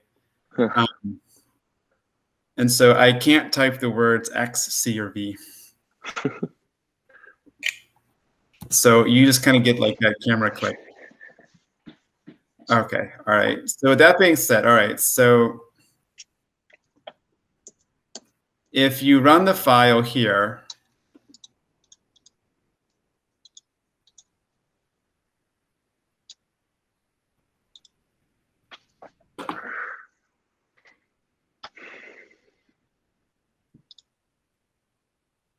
oh, and then we're still getting this. All right, so for the time being, you know what, I actually am just going to,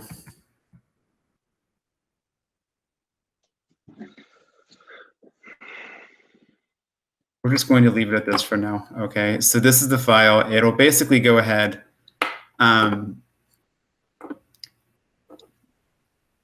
And then pretty much just run the function that'll go ahead and then output the predictions. And then this function over here where it says add _to_db basically runs a .toSQL function that'll basically take this data frame and then output it to the database.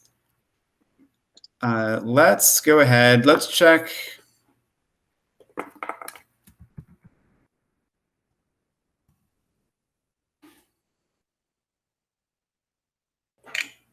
Sorry, Devin. I know that's not your favorite thing in the world, but there's no way for words to show up. No worries.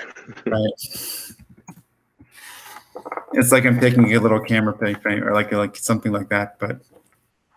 Hey, Jonathan. Hey. So I managed to get Sql Alchemy installed, but not FB Profit, and there is a long-ish error message. Would it be helpful to share that in the chat? Yeah, if you wouldn't mind posting it so we can take a look at it.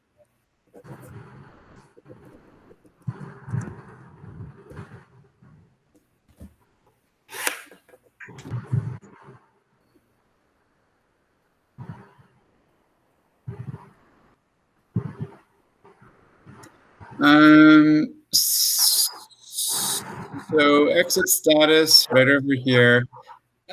Is there anything more you can go ahead and post? This doesn't actually give the actual error message itself. Sure.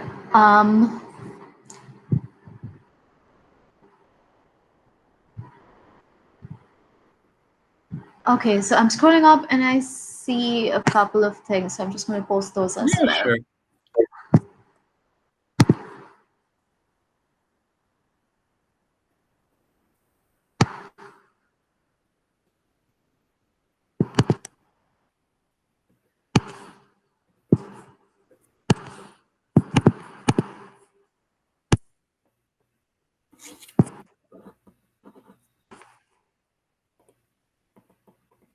Okay, so what I was looking at is importing plotly failed. Interactive plots will not work.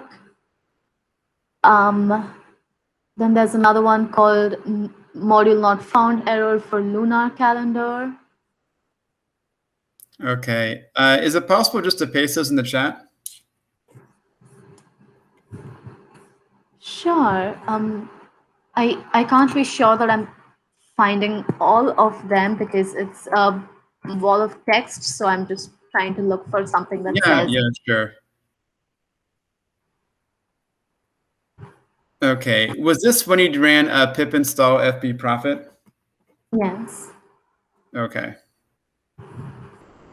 Okay. So the fact that Plotly itself didn't actually work is not going to stop things right now, for whatever it's worth.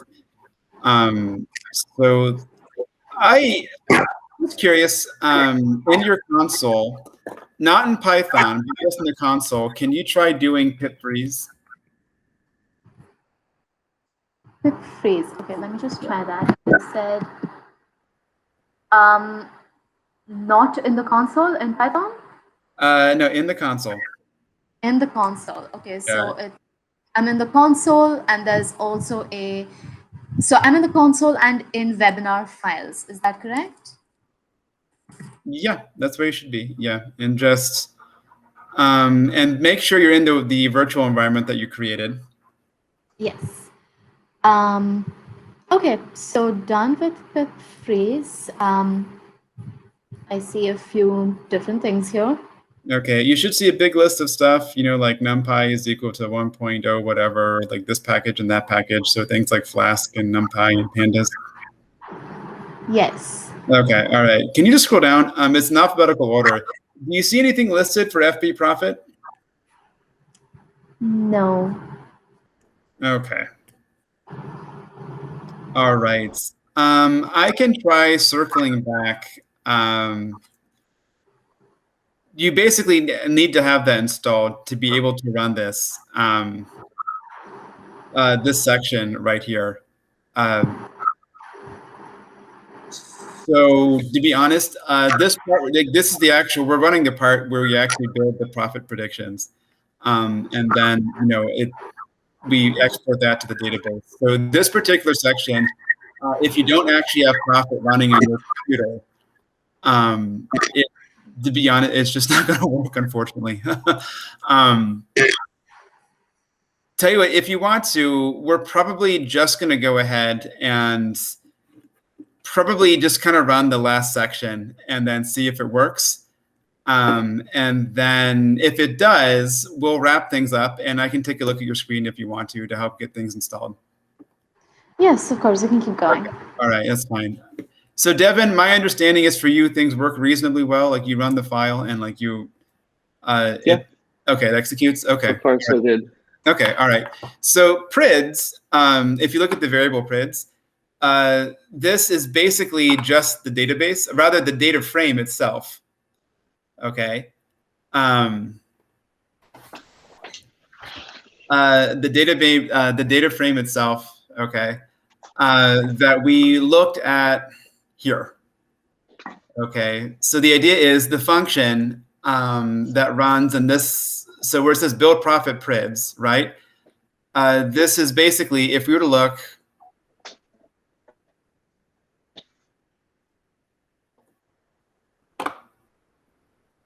okay, this file comes from model.py. All right, and so this thing, if we look at it, this is literally line by line exactly what we went through in the Jupyter Notebook. Okay, where you connect to the file and then you fit the profit model and then you make the predictions and then you break it down into the individual days. All right, and so so prids is basically this thing right over here. All right, and then if you take a look, all right, if you go back over here to dashboard app,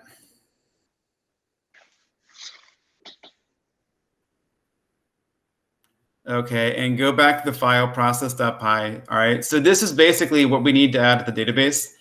And then the final thing here,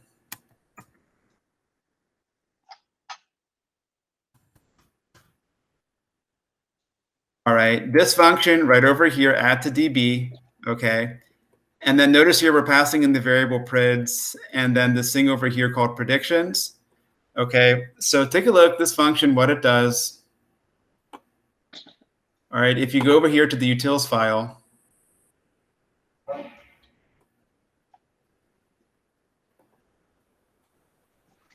okay, it takes a data frame as input. Okay, it takes a table name that you're going to specify in the database, and then the connection string. This is basically what we created with the dictionary. And then basically what it does is it takes the data frame and then just calls the toSQL method right over here. And so basically just dumps it into our database. Let's just try running this file. I want to see if it works for you, Devin, all right? Sure.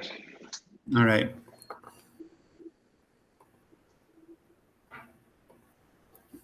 So same thing. Models? No, process.py. Oh, okay.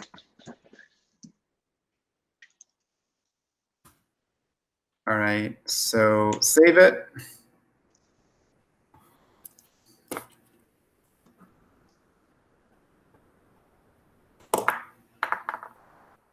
Could not add anything to database because no module named MySQL. I guess I have to pip install MySQL. Yep.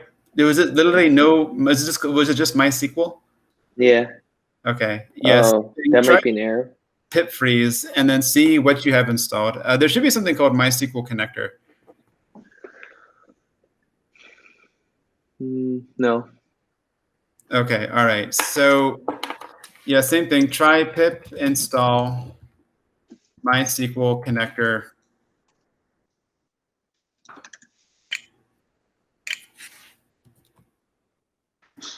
I know this isn't your favorite sound, but there's no avoiding Yeah. it. No. Yeah, it's totally fine. I just meant it was annoying for you. It actually is frustrating. It slows me down. It's like I am like 40% of what I normally do on a regular basis. Yeah. Because the letters XCV don't work anymore. All right. So yeah. So this one right over here, MySQL connector Python. So try the same thing. Try installing that in the same spot. Cool. All right, and then let's give this thing a shot.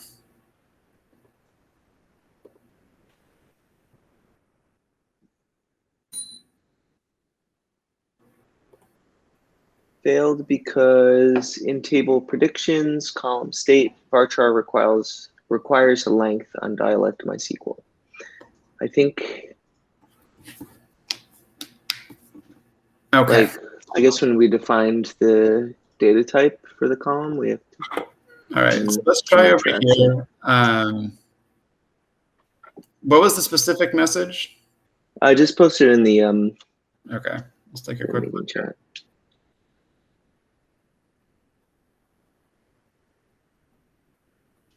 All righty, let's.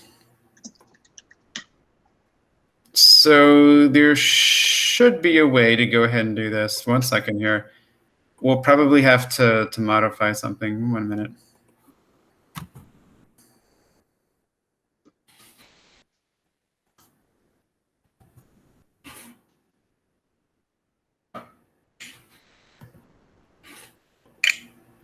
Oh, come on.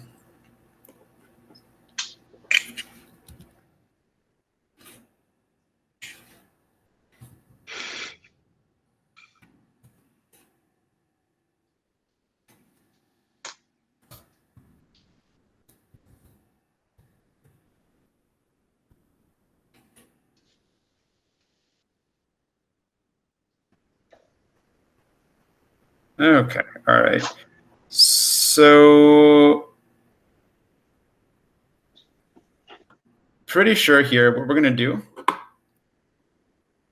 is go over here.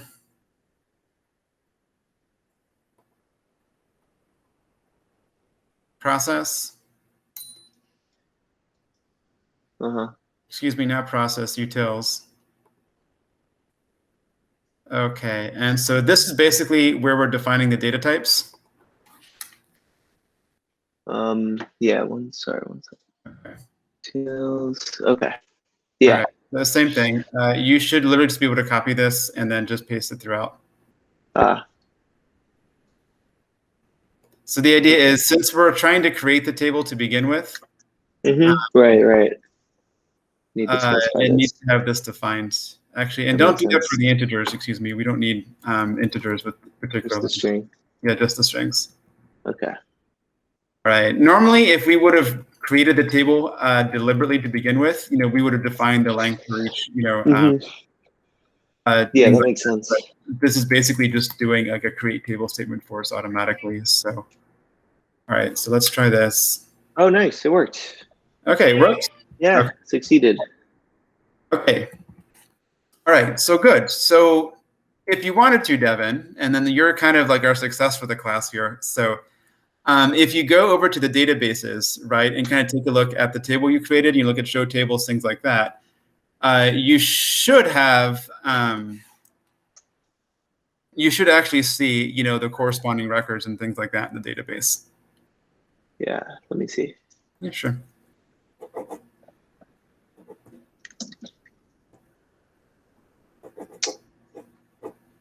So I can do like select all from. Yeah, select from whatever the table name is. Cool.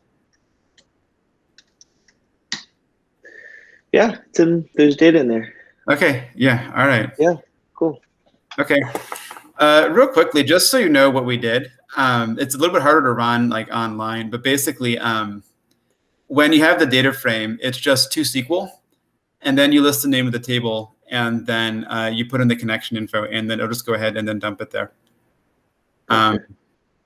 And so the idea is, yes, every single time this file runs, it will just go ahead and then connect everything, run the predictions, and then df.toSQL, and then put it inside the database. So the idea is, like, every time you run this, it'll have the 57 rows and then the 28 different columns of all the different values for each individual day. So what we can do here, and then final thing, let me just make sure this runs on my own computer. All right, so process.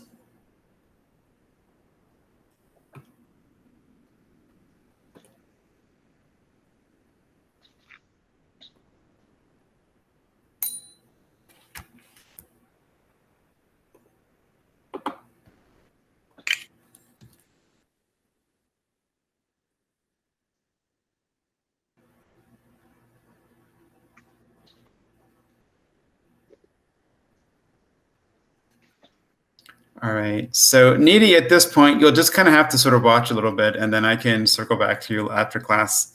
All right, but for Devin, so assuming you have this file here called process.py, what you'd want to do then is, this is sort of like a cron job, more or less, all right, but it's kind of Python Anywhere's version of it. Just go to the main dashboard, go to tasks. Dashboard tasks. Okay. All right. Oh, cool. Yeah. And so pretty much you can just specify what file you want to run. The idea is we want to run this from a virtual environment, right? And so pretty much what you're going to do here is list the location of your virtual environment first. Okay. So it should actually, I can go ahead and copy and paste it inside the chat. Did you just find this like online? Like, oh, what's the path for virtual environments for Python Anywhere? Where it says Jonathan Bechtel for me, you can just swap out your own username. And it would be, and then here where it says COVID, it would be whatever the name of your virtual environment is. Got it. Yeah. Okay. Everything else should be the same. Okay. And so same thing, what comes next is just the location of your file. Okay. And so then the idea here, right? There should this is the process file? This is process.py, correct. Yeah.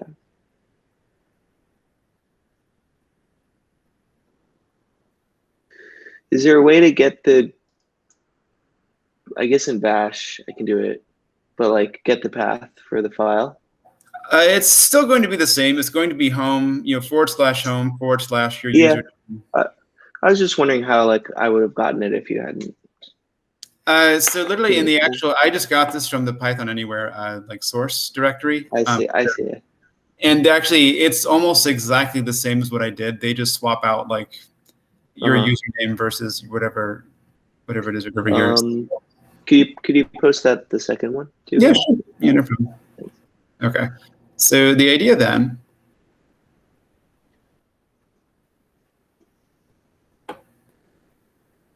And again, it's basically the same for practically like any account. So here, instead of home, Jonathan, put in your own username. And then what follows after that is just literally the location of wherever process.py is. Okay, let's see.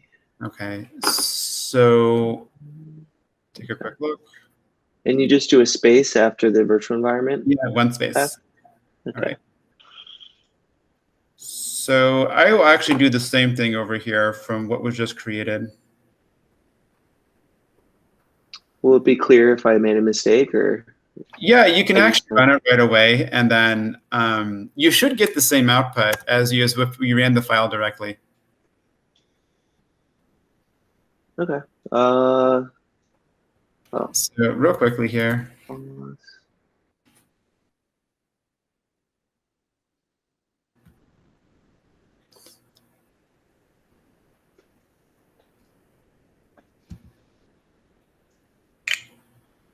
Sorry, I'm really self-conscious now whenever I do that. No, it's fine. It's difficult to be, it's actually something you can't really afford to have break. Yeah, and I was realizing your C is like control copy. Yeah, no, actually, XCV don't sound like really important numbers, letters, things like that. But now it seems like I use at least one of them almost every single sentence. So yeah, it's actually pretty good at effectively just kind of paralyzing you. All right, so same example. And then probably the easiest way here, if you have a paid account, you should be able to set something up to run hourly. And then let me just see if I can go ahead and get it running now. So home, Jonathan Bechtel.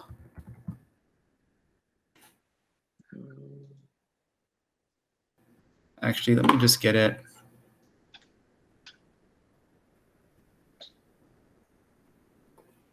Copy.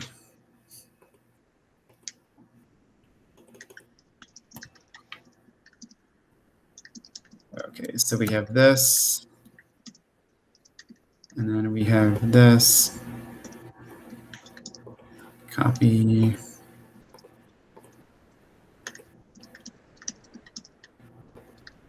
And then what we would do then is not COVID app, but dashboard app.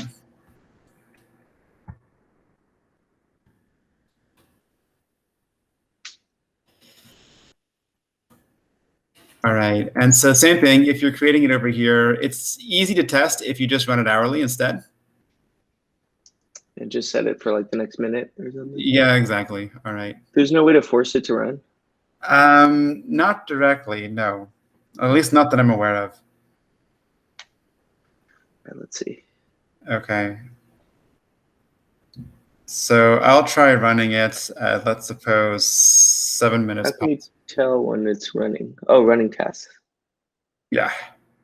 So it should be over here. And then the idea is if it runs, you should actually be able to take a look at the console log, and you'll just kind of see all the output. Shoot. No such file or directory with the virtual environment. I must have gotten something wrong. Okay. Real quickly here.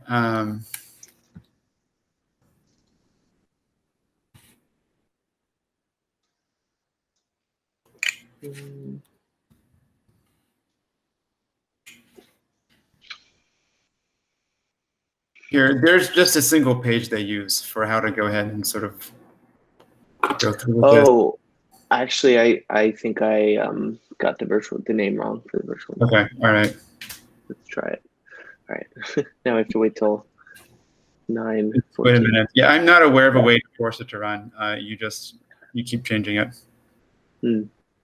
Maybe there's some sort of way, but it hasn't dawned on me yet. Gotcha. Yeah. Let's see. All right, but the idea is if you have everything sort of set up correctly, then this should just run every single. You don't really need to run this every day, but yeah, and then it would be up and going.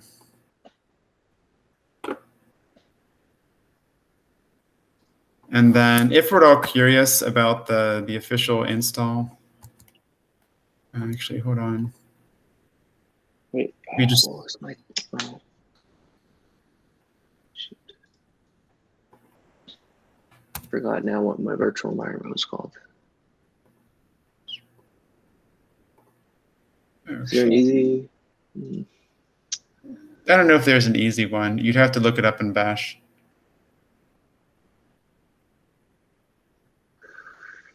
Actually, what you could do if you wanted to find out, Devin, where it was listed. So if you just go to Files. Oh, I found it. Okay. Actually, I had gotten it right the first time. So, shoot. If you go to this section, so .vi target v virtual env, these would be all of them would be listed right over here. Yeah. And you need the /bin and then /Python. Yeah, I do have it. I don't know why it didn't work. All right, 1 second here.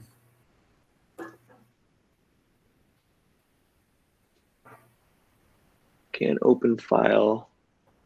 Oh. Does it say you can't open the file? No such file or directory. Hold on. Sure. Yeah, that should be right. It seems like you're almost there. It just means you're pointing to a file that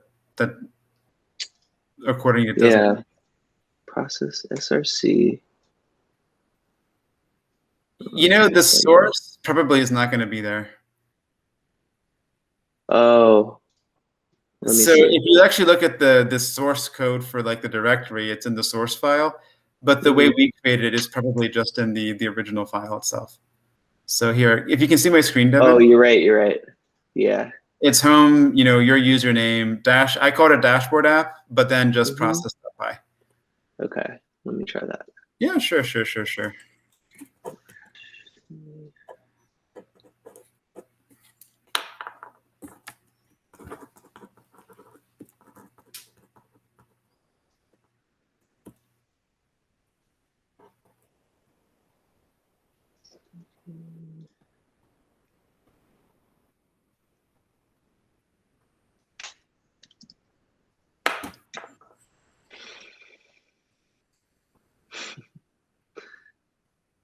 Okay.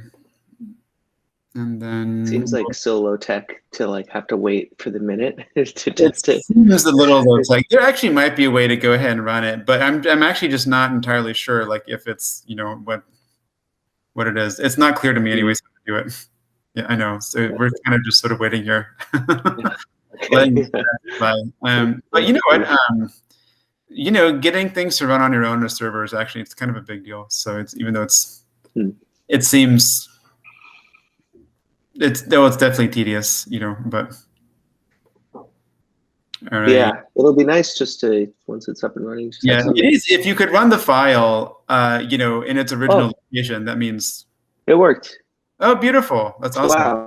Okay. Yeah. All right. Great. Yeah. Okay. Do you see something like this? Yep. Yeah. That's what I see. Yeah. That means you just run the file. So that means you don't really need this. You don't need to run this, every hour. That's excessive. You could change it to daily, and then and then your database would just collect with your daily predictions, and then Cool. Yeah. Great. And then that's basically it. Nice. Okay. Nidhi, I don't think you had quite the same success, but hopefully this was at least instructive to kind of see us work through it. And then I can stick around a little bit afterwards. I guess it's like 6:45 and your time in the morning. So I guess your day's not running out of time yet. So if you wanted to, I can circle around. Yes. Well, for as long as you're available, we could go through this. I did follow what's happening, but I just want to make sure that I understand this. So Yeah. what we're doing is running the process.py. Yeah. We make sure that it can run, Mhm. and then schedule a task for it. Exactly. Yeah. And then Yeah. the idea is, so your problem maybe that you're running into is that you literally can't install Profit on your server for some reason. And so therefore, if you can't install Profit, then you can't get that variable called prids, which is like the output of the Profit predictions. And the idea though is if you can actually run process.py in your console, that means you can schedule a task with it, but you have to go to the task console and then just sort of point to the location of your virtual environment and then the file path, and then it'll just go ahead and run it. Okay, yes, I understand. Yeah. I can help you out here in a minute. Devin, you're our success story for the evening, so congratulations. So we're all extremely happy for you. Yeah. And so, but for whatever it's worth, this is basically like kind of like what runs the predictions and then the output, because then pretty much what you do is at app.pile, like the file we've been building, for like the last 5 weeks. The thing we would add in 2 weeks is we'd have df.read SQL query and get all the predictions from the latest date. And then you just set up a callback to kind of take that stuff and then load it into a table. Because every single time that runs, you get predictions for the next 7 days for every single US territory. And then you just fetch that and then you just stick it into the dashboard. Right. Nice. Yeah. Okay.